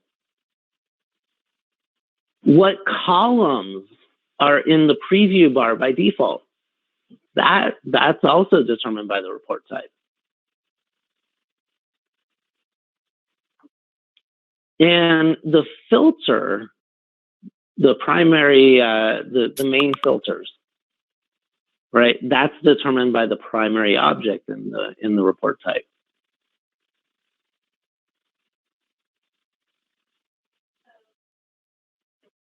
So is it my accounts, all accounts, or my team's account? Right? So if those are my options, the report type is the account report type. Right? If the option if the basic filters are my opportunities, my team's opportunities, all opportunities, then the primary object in the report type is opportunity. Right? So that the first object in the report type is going to determine your basic filters, your out of the box filters.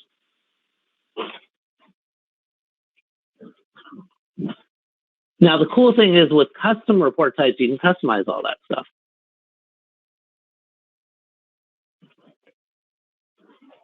Right? So standard report types, right, based on standard object relationship, they're always a with. It's always a with join with a standard report type. So opportunities with or shipments with opportunities, right? Opportunities with products. It's always going to be a with. And we've got all our standard fields and custom fields in the report builder. So ready-made, out of the box, good to go. Custom report types, creating custom report type. This is in the setup menu. It's a profile permission to be able to do it. And you can build your own join, right? You can build your own report types using your own joins. And not only a with join, but a with or without. So if I do opportunities, accounts with opportunities, let's say I do accounts with opportunities, that's going to only show me the accounts that have opportunities. But what if you have accounts that don't have opportunities? You want to report on that. Well, I can create a custom report type for that. I can do accounts with or without opportunities. And it'll show me every single account, whether it has an opportunity or not.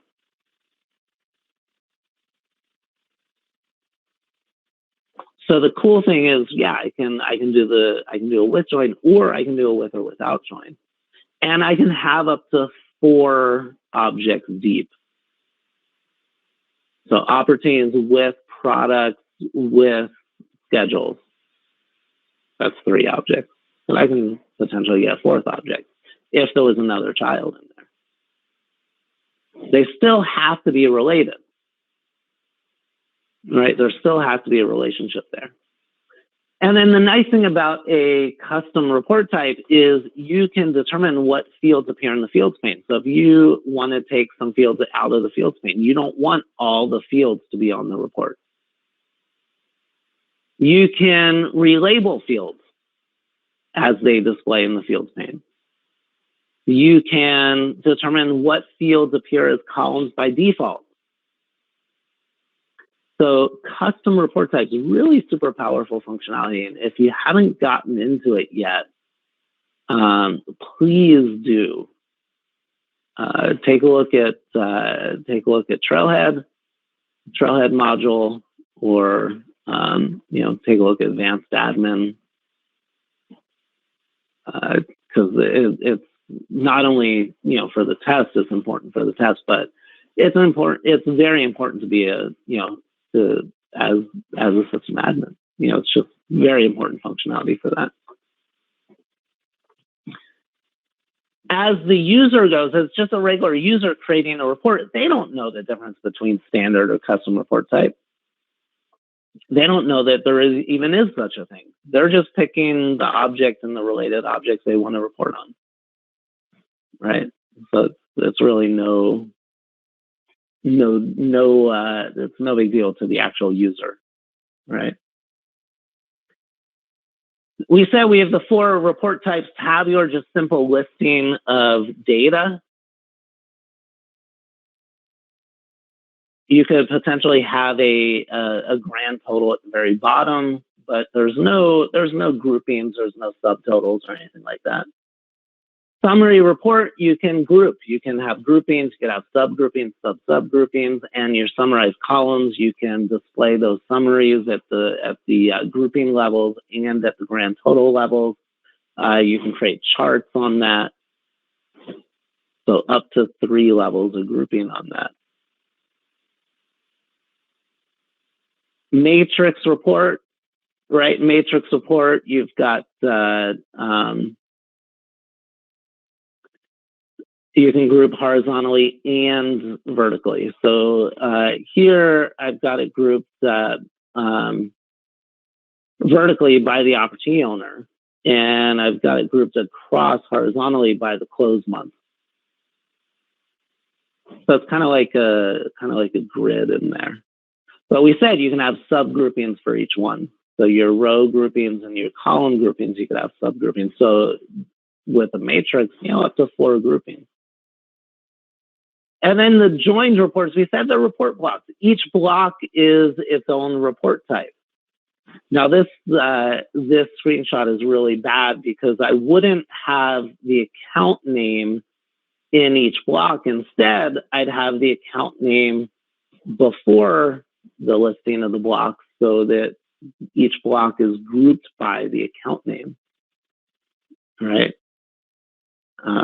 So the blocks, each block should have a field in common with all the other blocks, and that way you can group across all the blocks with that common field. And again, up to 5 blocks in the report.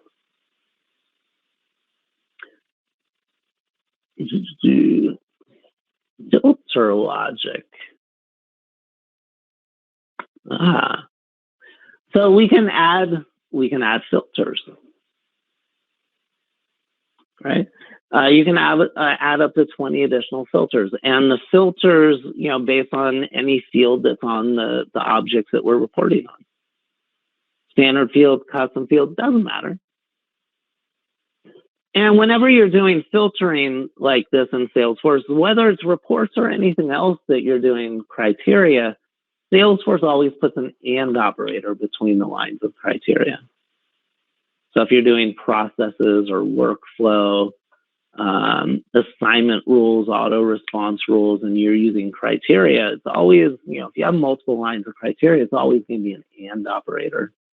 But you can use your filter logic to change that and operator to an or operator or not operator on all those different functionalities.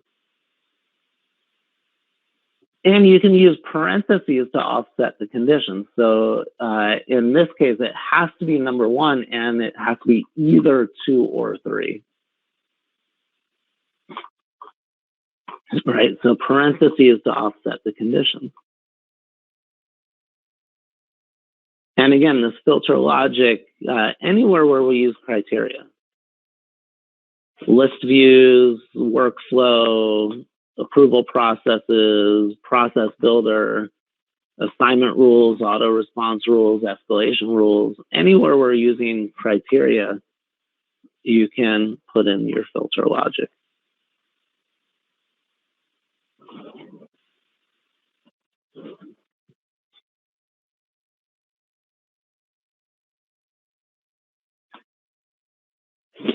We've got all our different types of charts,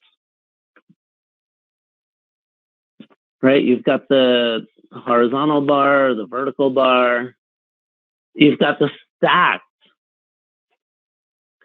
So stacked is really interesting because this is, if you, we're comparing, we've got the stage and the opportunity owner, and how many records are in each stage, but I want to filter it down by the opportunity owner. So this is multiple groupings. If I look at the underlying report, the underlying report is an opportunity report that is grouped by stage and by opportunity owner. All right, so I have two different groupings. So if you want to display multiple groupings in a chart, it can be a stacked bar chart or it can be a side-by-side bar chart. But again, it's the multiple grouping, right? Stage and opportunity owner in this example. If I just want to display a single grouping, right? I've got the opportunities by reps. So I've got a donut here with just the opportunity owners, and then the total value of those opportunities in the middle here. Line, we've got the line chart, scatter chart, and then the funnel, right? So funnel is great for picklist fields, for our life cycle fields, status field, stage field, things like that. It's really good for that sort of thing. So based on the chart, different customizations that you can do, right? You add a chart to the report, and again, based on the different charts, you could potentially do some different customizations to them.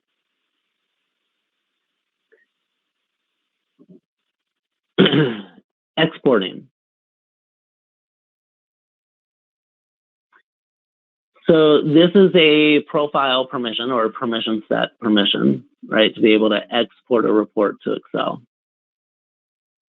And when you have that permission, when you actually do the export, you can do a formatted or you can just do the details only. So the formatted is like it's taking a picture of the report and just putting it into Excel. It does not bring over the chart, so no chart. And it doesn't have formulas. If you've got summarized columns, it doesn't have the actual formulas behind the cells. It just, it's just displaying the data, right? It's just displaying the report. Details only strips away the formatting. So it's just the columns, the data in the columns, and you can do a CSV or Excel. So the details only is what we use when we're manipulating data, right? I can export a bunch of records from Salesforce, details only, into a CSV. I can make changes to the data, and then I can potentially use my import wizard or my data loader to push the data back into Salesforce. Right. And again, exporting, getting the export, that is a profile permission. Only people with the permission will see the export, will be able to export reports.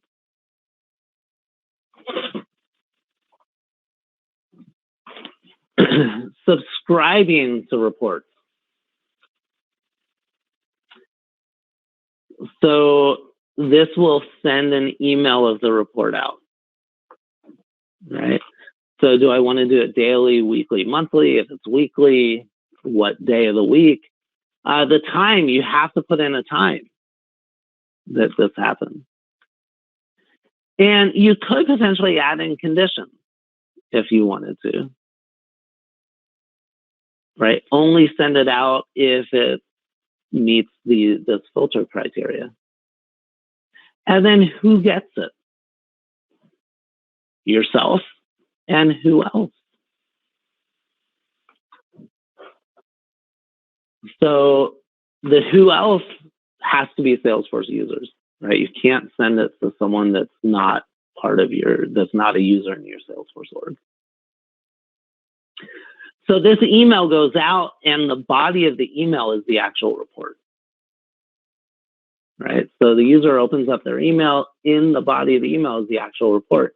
And everyone's seeing the same exact data, regardless of their record access. So regardless of your record access model, everyone that sees this email is going to see the same exact data. They're going to see it as the run as person. So are they going to see the data the way I would see it, or are they going to see the data as if they're the CEO, or as if they're the VP of sales, or as if they're the VP of service? right? So we've got the running user in there. What data are people going to see?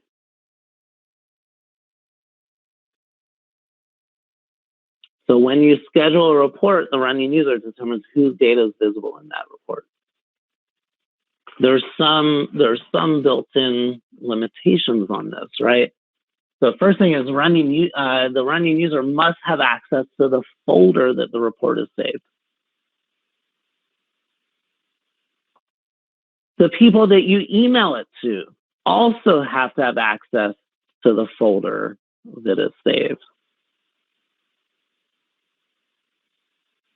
So you can't email it to someone that doesn't have access to the folder. Remember, folders, report folders and dashboard folders have security around them, right? So report folder, dashboard folder, when you create the folder, you determine who gets access to the folder. Roles and subordinates, public groups, specific users. And what access level do they have to the folder? Do they have view access? They can just run the reports and dashboards. They have edit access. Not only can they run the reports and dashboards, but they can save their own reports and dashboards into the folder. Or do they have manage access where they can do all that, plus they can manage the sharing of the folder. Right? So remember, reports and dashboards are housed in folders, and the folder has access. So not everyone can see every single folder. We said you put in a time that the reports can get emailed, and that report will get emailed within 30 minutes of that time. So that the report will not get emailed exactly at the time. Not exactly at the time, within 30 minutes of the time. And then if you're doing the running user, if you want to select another person as a running user instead of yourself, you have to have the view all data permission in order to do that.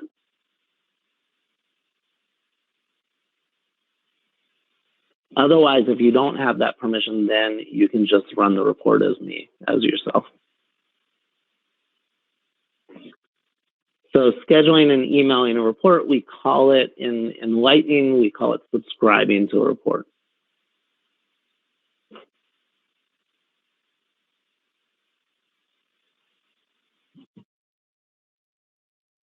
All right.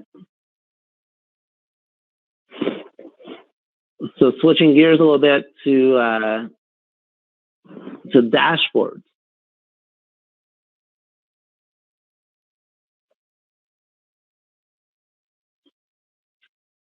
So what's a dashboard? Dashboard is just simply your screen, right? And on your screen, you have a bunch of components, and those components represent custom reports. All right, and you can have up to 20 components on the dashboard. To create a dashboard, that is a profile permission to be able to create a dashboard. You go to all the dashboards are listed in the dashboard tab. So in Lightning, the reports tab and the dashboard tab completely separate. All the report functionality is going to be on the report tab. All the dashboard functionality is going to be on the dashboard tab. Right? It's a little bit different back in Classic, but in Lightning, yeah, dashboard tab is everything to do with dashboards. Report tab, everything to do with reports.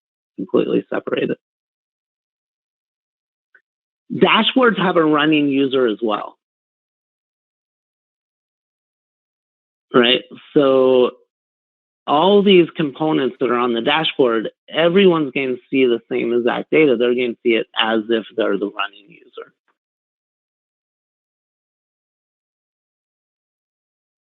And we'll talk about that running user in a little bit. Right? The dashboards need to be refreshed. So logging out of Salesforce, logging back into Salesforce doesn't automatically refresh your dashboards. You have to actually click the refresh button. Once the refresh button is clicked, all the underlying reports run, and the dashboard components will display the updated data. Just like you can schedule a report to email out, you can also schedule a dashboard to automatically refresh an email. But no more than once a day, right? Reports and dashboards, you can only schedule them to email out once a day. So this dashboard, I can automatically refresh it once a day, but we can manually refresh it, every minute. No more than once a minute, though, for manual refresh.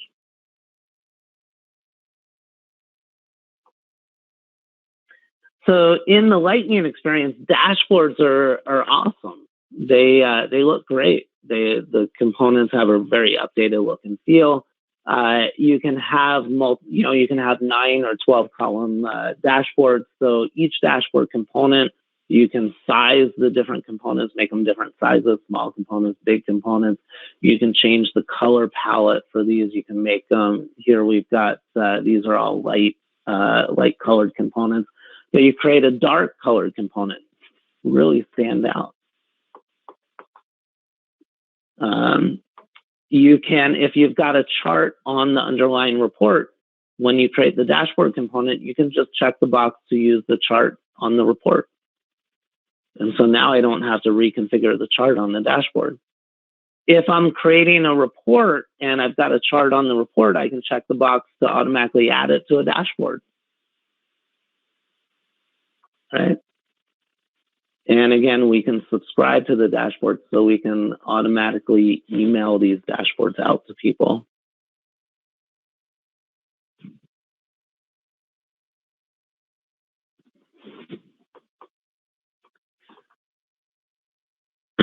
So we said that each one of these components comes from a custom report, right? So each component comes from a custom report. For the table and the charts, it's pulling from the groupings.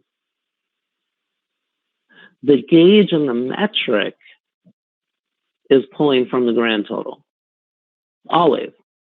Always gauge and metric or the grand total. All the other charts are from the groupings. Could be the groupings, the subgroupings, the sub-subgroupings, but they're getting pulled from the groupings. You can always use the record count for one of your axes. Or you can use the summarized columns for your axis. So by default, when I create these charts and tables and pie charts and all that stuff, it's going to take the first grouping level and it's going to take the first summarized column. Right, so by default, it'll take the first grouping level, the first summarized column. But you can do any other. Right, any other summarized column, any other groupings. So tables, charts, pulling from my groupings and my summarized columns. Gauge metric, always pulling from the grand total.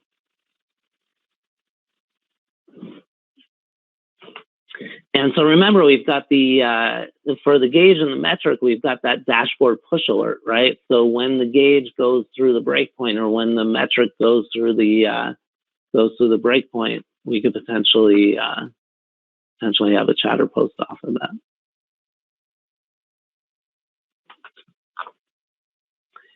When the user clicks on the component and gets to the underlying report, the report runs real time with their own security settings. So no matter who the running user is, no matter what data they're seeing on the dashboard, when they click into the report to run the underlying report, their own security settings kick in. And they can only see what they're allowed to see at that point.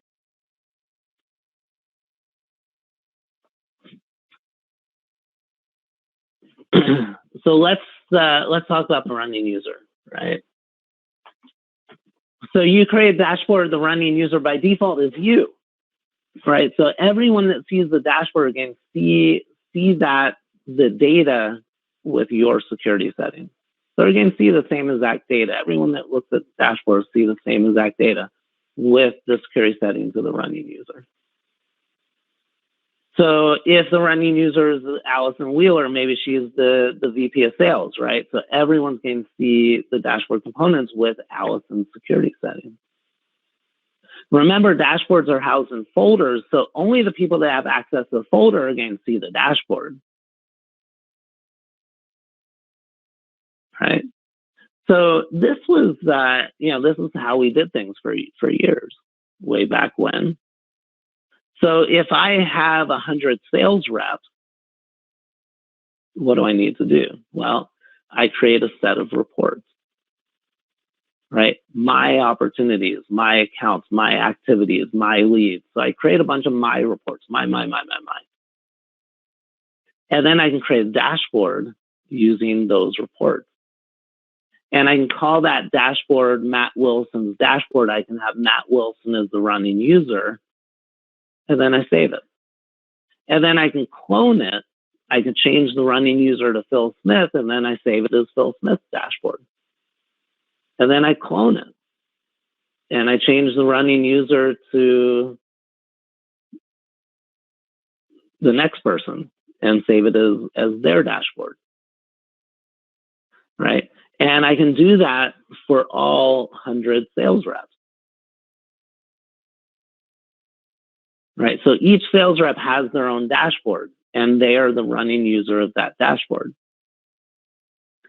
So the sales rep looks at their dashboard. Yeah, that's great. If the manager wants to see the sales rep's dashboard, the manager can just run that dashboard, right? But now I've got 100 different dashboards out there, one for each one of my sales reps. What happens if I want to make a change to the sales rep dashboard? I want to add another component. I want to change an existing component. Well, now I got 100 dashboards out there that I got to make the change. So a number of years ago, Salesforce came out with a functionality. Instead of viewing the dashboard as a specific person, view the dashboard as the dashboard viewer,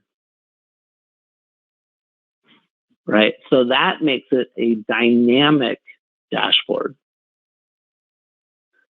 So now I don't have to create a dashboard for each one of my sales reps. I just create one sales rep dashboard.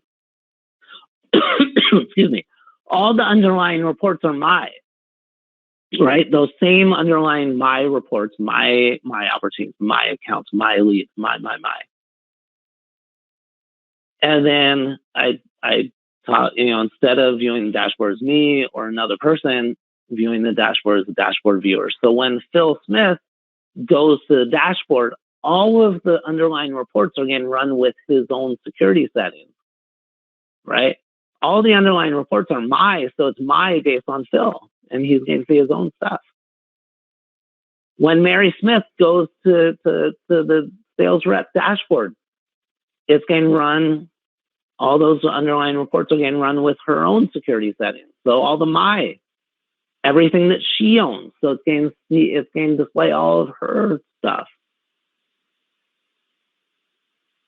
And so now I just have one sales rep dashboard to manage, and whoever's looking at it is running with their own security setting.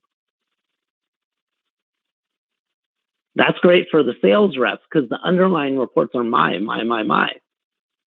So each sales rep is seeing their own information.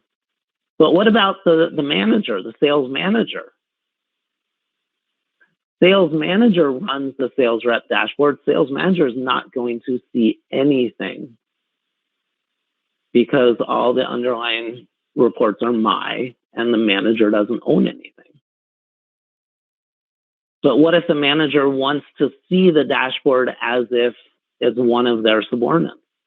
Well, that's where the let dashboard viewers choose whom they view the dashboard as comes into play. So if I'm a manager, I can view the dashboard as any of my subordinates. So I have to have that checked. There's also a profile permission to view your subordinates' dashboards. So I have to have both of those. That has to be checked on the dashboard, and I've got to have the permission to view my subordinates' dashboards. And once I have that, then I can view that sales rep dashboard as Mary Smith, as Phil Smith, as Matt Wilson, right? So we have the view dashboard as.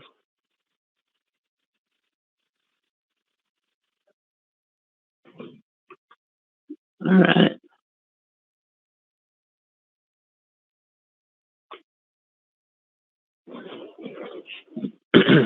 So that is a good summation of a lot of stuff that's on the cert exam, right? I am going to pull up the exam guide, right? So this is the exam guide. We did not talk about organizational setup. So about 3% of the questions, so probably 2 or 3 questions coming from the company settings, right? Fiscal year, business hours, currency, user interface settings. So we did not talk about that. Remember, for fiscal year, you've got a standard fiscal year, you've got custom fiscal year. Standard fiscal year starts on the first day of the month, whatever month that is. Custom fiscal year, if you have a really interesting fiscal year where it doesn't start on the first day of the month. We've got that. Multi-currency, remember Salesforce by default, just one currency. If you want to track multiple currencies, you have to enable that. And then you can decide what currencies you want to track. The global setting. Different user interface settings, the UI settings, so things like collapsible sections. A lot of those UI settings are just classic only. There's some, inline editing is a user interface setting. There's some search settings, homepage layouts, things like that. So we didn't get into that at all. Or user setup, we certainly got into all that. We didn't talk specifically about freezing a user, deactivating, freezing a user. What's the difference between the two? Remember, deactivating the user can't log in anymore, and it frees up a license. Freezing a user, it just freezes them. They can't log in anymore, but it doesn't free up the license.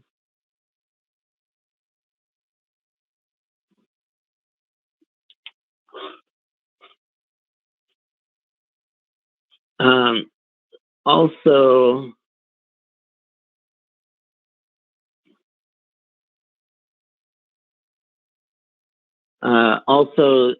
you can't delete a user, right? Remember, you can't delete a user. Once a user is in the system, they're in the system. There's no deleting them.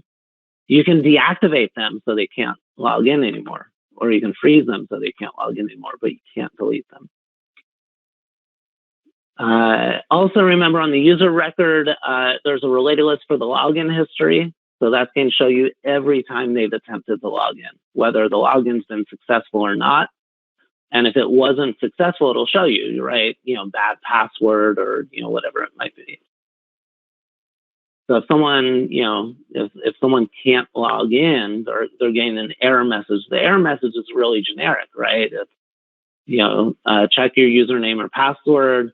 Also check your location and time, right? Because we said you can limit someone's ability to log in to certain IP ranges and certain hours, right? Based on the profile.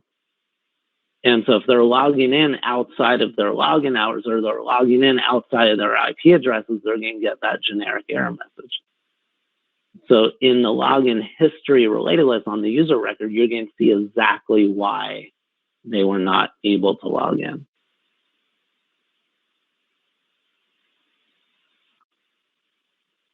security and access, we talked about the IP restrictions. We talked about the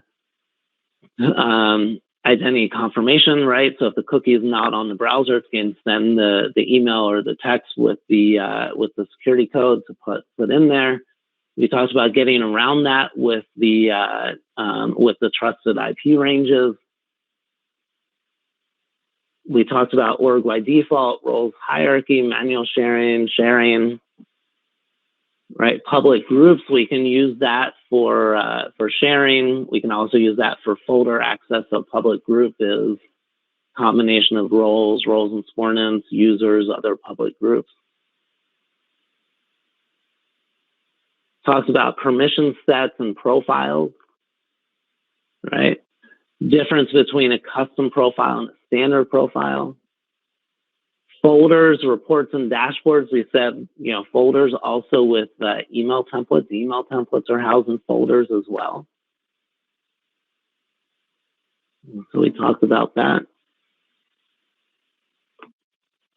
Standard object relationship model. We talked about that. Create, delete, customize fields, page layouts. Deleting a custom field also deletes the data held in a special recycle bin, 15 days. Talks about page layouts, record types, business processes, right? Business process, opportunities, leads, and cases, right? The status, the stage, picklist field when you're doing record types. Record types you need whenever you've got multiple page layouts on a single object.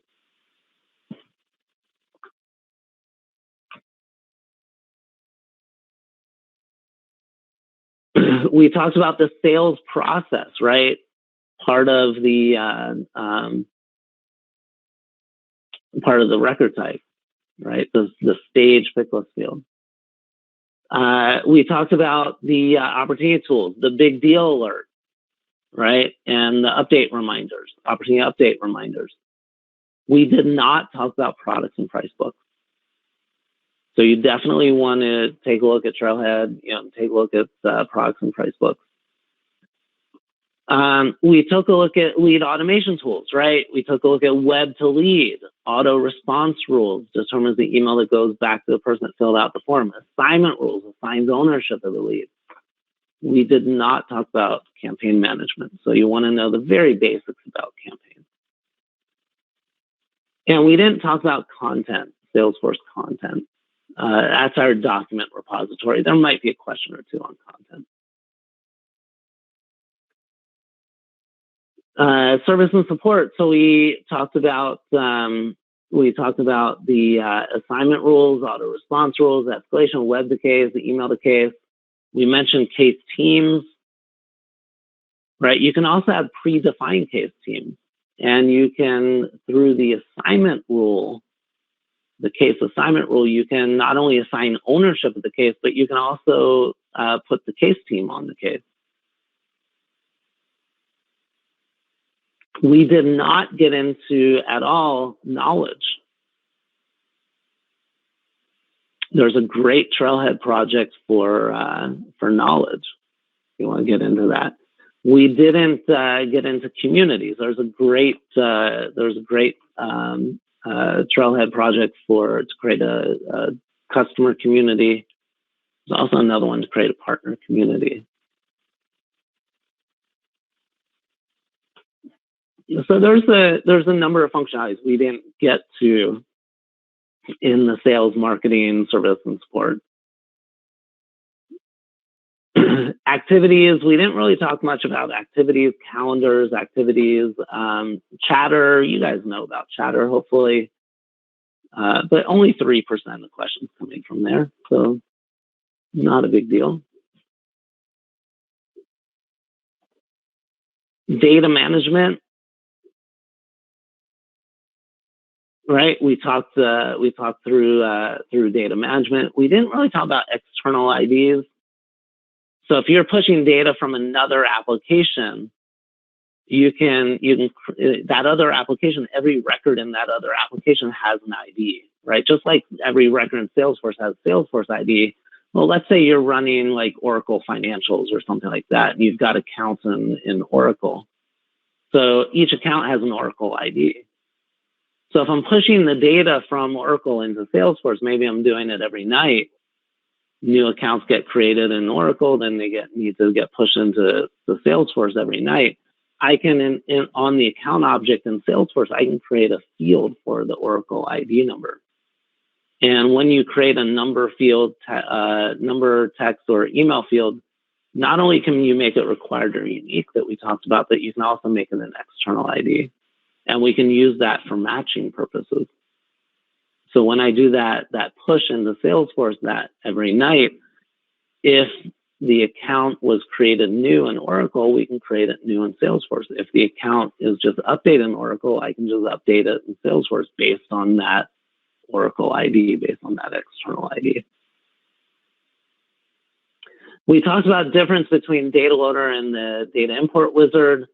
We looked at validation, right? Standard validation, custom validation. And we looked at the different ways to back up our data. We saw on that. Reports, dashboards, we just covered that, right? We took a look at report types, report formats, the fields, the columns, right? Summarizing data, number, percent, currency columns. We can do the sum, we can do the minimum, maximum, average, right? We can filter, we can put charts in there, we can schedule, we can have conditional highlighting. What's the impact of the sharing model, right? When I run a report that's all opportunities, all accounts, I'm not seeing all. I'm just seeing the records I'm allowed to see. And if I'm hiding fields via field level security, I'm not seeing those fields. Right? Dashboard components, coming from custom reports, right? My different chart types. Subscribing, right? Emailing the dashboard out, running user, whose data am I seeing? And then the custom report types, right? So we can create our own joins, with joins or without joins. Not only that, we can customize what fields appear in the fields pane, what fields appear as columns by default, right? Coming in with the custom report type.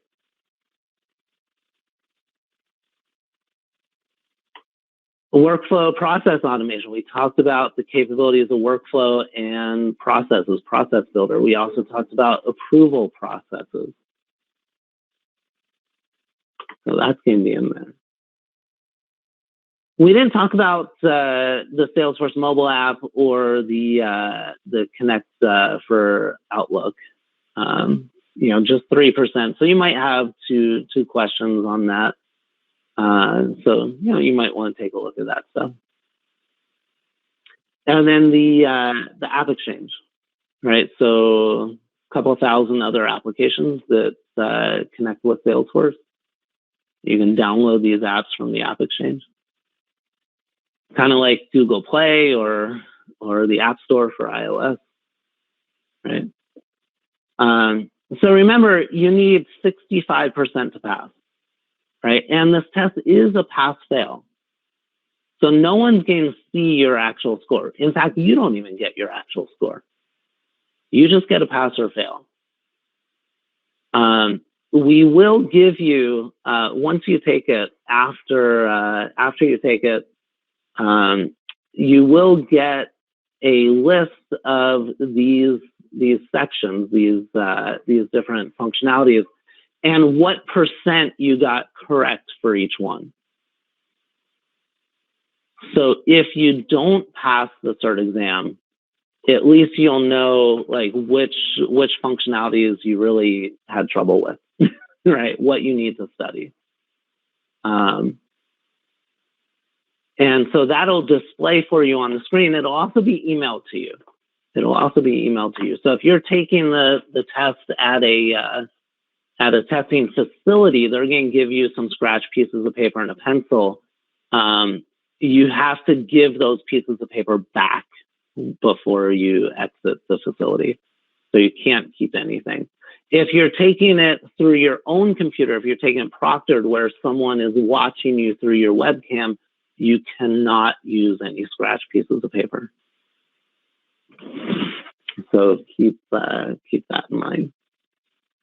Once you get certified, every year you have to take a maintenance exam, and that's through Trailhead. So it doesn't cost any money to keep it current. You just do the Trailhead module, and there's a little quiz as part of the Trailhead module, and you're good to go. Please make sure that you are keeping those up to date. So every year when you get that email that says, hey, the maintenance module is available, do the maintenance module. If you fall behind on that maintenance module, they can pull your certification. All right, so let me get back to the deck here. So again, the exam, it's available at testing facilities around the world or as a proctored exam. Again, 65 questions, not 60, 65. 60 of them are scored, 5 of them are unscored. And again, you won't know which 5 are the unscored. You have 105 minutes to do it. So an hour, 45 minutes. They used to only give you an hour and 30 minutes. They only used to give you 90 minutes to do it. But with the 5 additional unscored, they're giving you an extra 15 minutes, 65% to pass. It's a $200 fee. We're going to give you a code in a couple minutes to discount that. And again, while you're taking the exam, no, you can't reference any materials. It's all your brain. It's all in your brain. If we totally blew you away on everything in this review, this is a review. Wasn't really supposed to teach you anything. It's supposed to be a review. If we totally blew you away, then we really recommend the ADX 201 workshop. It's a 5-day class. At some point we'll do it live in person again. But for now it's virtual, it's online, WebEx, and it's limited to the number of people that can attend. So it's usually less than 20 people. And we have it open. It's not like this where you're just listening. We have it wide open where, we're doing exercises in an org, and it's interaction between the instructor and the students and questions and all that stuff. So totally open and fun. There's a trail mix, right? Preparing for your admin credential. And then there's some other places that you can get information. When you register for the exam, you're registering for the exam through WebAssessor, right? So www.webassessor.com/Salesforce. You need to create an account on WebAssessor if you haven't already, and then you can register for the exam. There is on WebAssessor an official practice exam.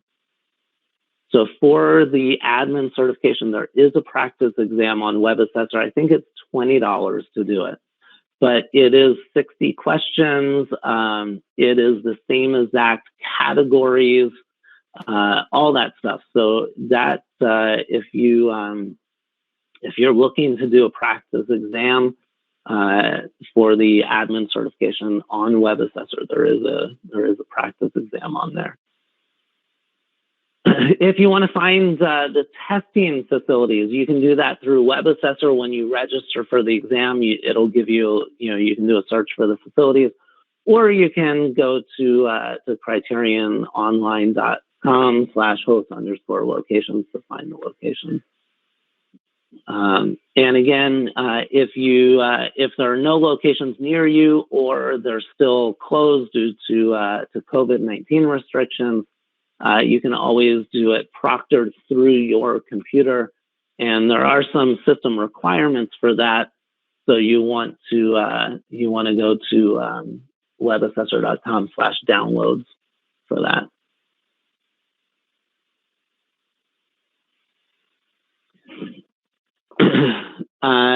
You can watch live and on-demand videos from experts at Trailhead Live. So you might want to check that out, trailhead.salesforce.com/live. And there's all sorts of good information on there. Also remember, once you get certified, people can verify your certification. So they can always go to Trailhead to credentials. So on Trailhead, there's credentials, and they can go to verify, and they can put in your name and verify that you are actually certified, right? So keep that in mind. And when you create your web assessor account, there is a checkbox to opt into that verification. And so what you've all been waiting for is the discount code, right? So you had to sit through 4 hours and 55 minutes to get to it. We ask that you don't share this code with anyone else, because you guys, you folks deserve it. Everyone on this call deserves it, because you've been here, you've been attentive, and you learned a whole bunch of things. So the coupon code is SF AMER Cert Days 09-2020 ART. Right. So in Web Assessor, when you register for the exam and you go to check out, right? The exam is $200. You go to check out, it's going to prompt you if you have a promotional code or a coupon code, and you can put that in, right? And you can use it for up to 3 exams. But again, you have to sit for the exam before December 31st. And again, we've got the link to our FAQ, so ssbc.co/certification days FAQ for all of that information.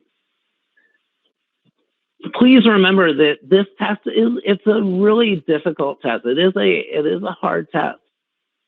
And there's a lot of people, a lot of very smart people that have spent a lot of time in Salesforce and studying for that don't pass the first time. So if you are one of those people, if you don't pass the first time, that it is nothing against you and your abilities or anything like that. There are, it happens. It happens to the best of us. So please don't get discouraged. If you don't pass the first time, most of the time you'll know why. You'll have a much better feel of what you're up against, and you'll know exactly what you need to go back and brush up on and study and look for, and then the next time you take it, you'll be like, oh, piece of cake. So if you don't pass it the first time, don't get discouraged. Don't get discouraged. All right, so that is it. So again, coupon code SF AMER Cert Days. That's an S at the end of the day. 09-2020 ART. So make sure you write that down. Make sure you write that down. So we want to thank you for attending. And if you, so I'm going to move off the slide in a minute here. So you've got a minute to write down that code. SF AMER Cert Days 09-2020 ART.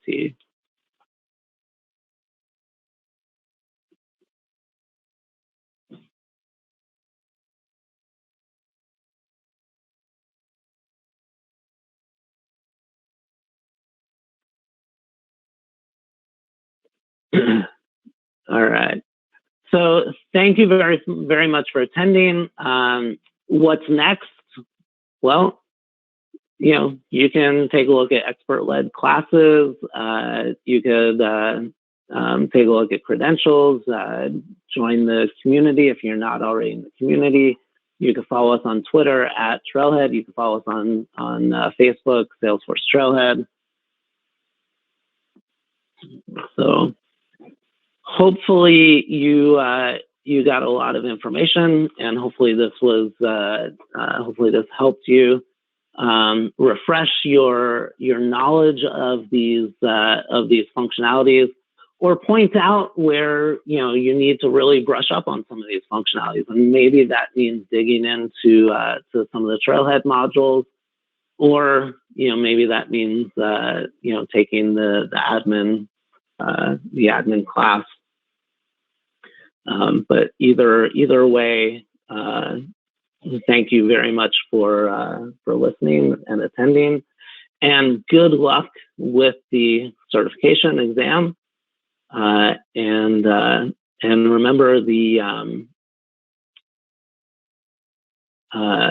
remember on the Success Community, Trailhead Community, the admin group that you can use to collaborate with all the other admins and study for the test and that sort of thing. So good luck, and have a great rest of your day. And thank you very much for attending.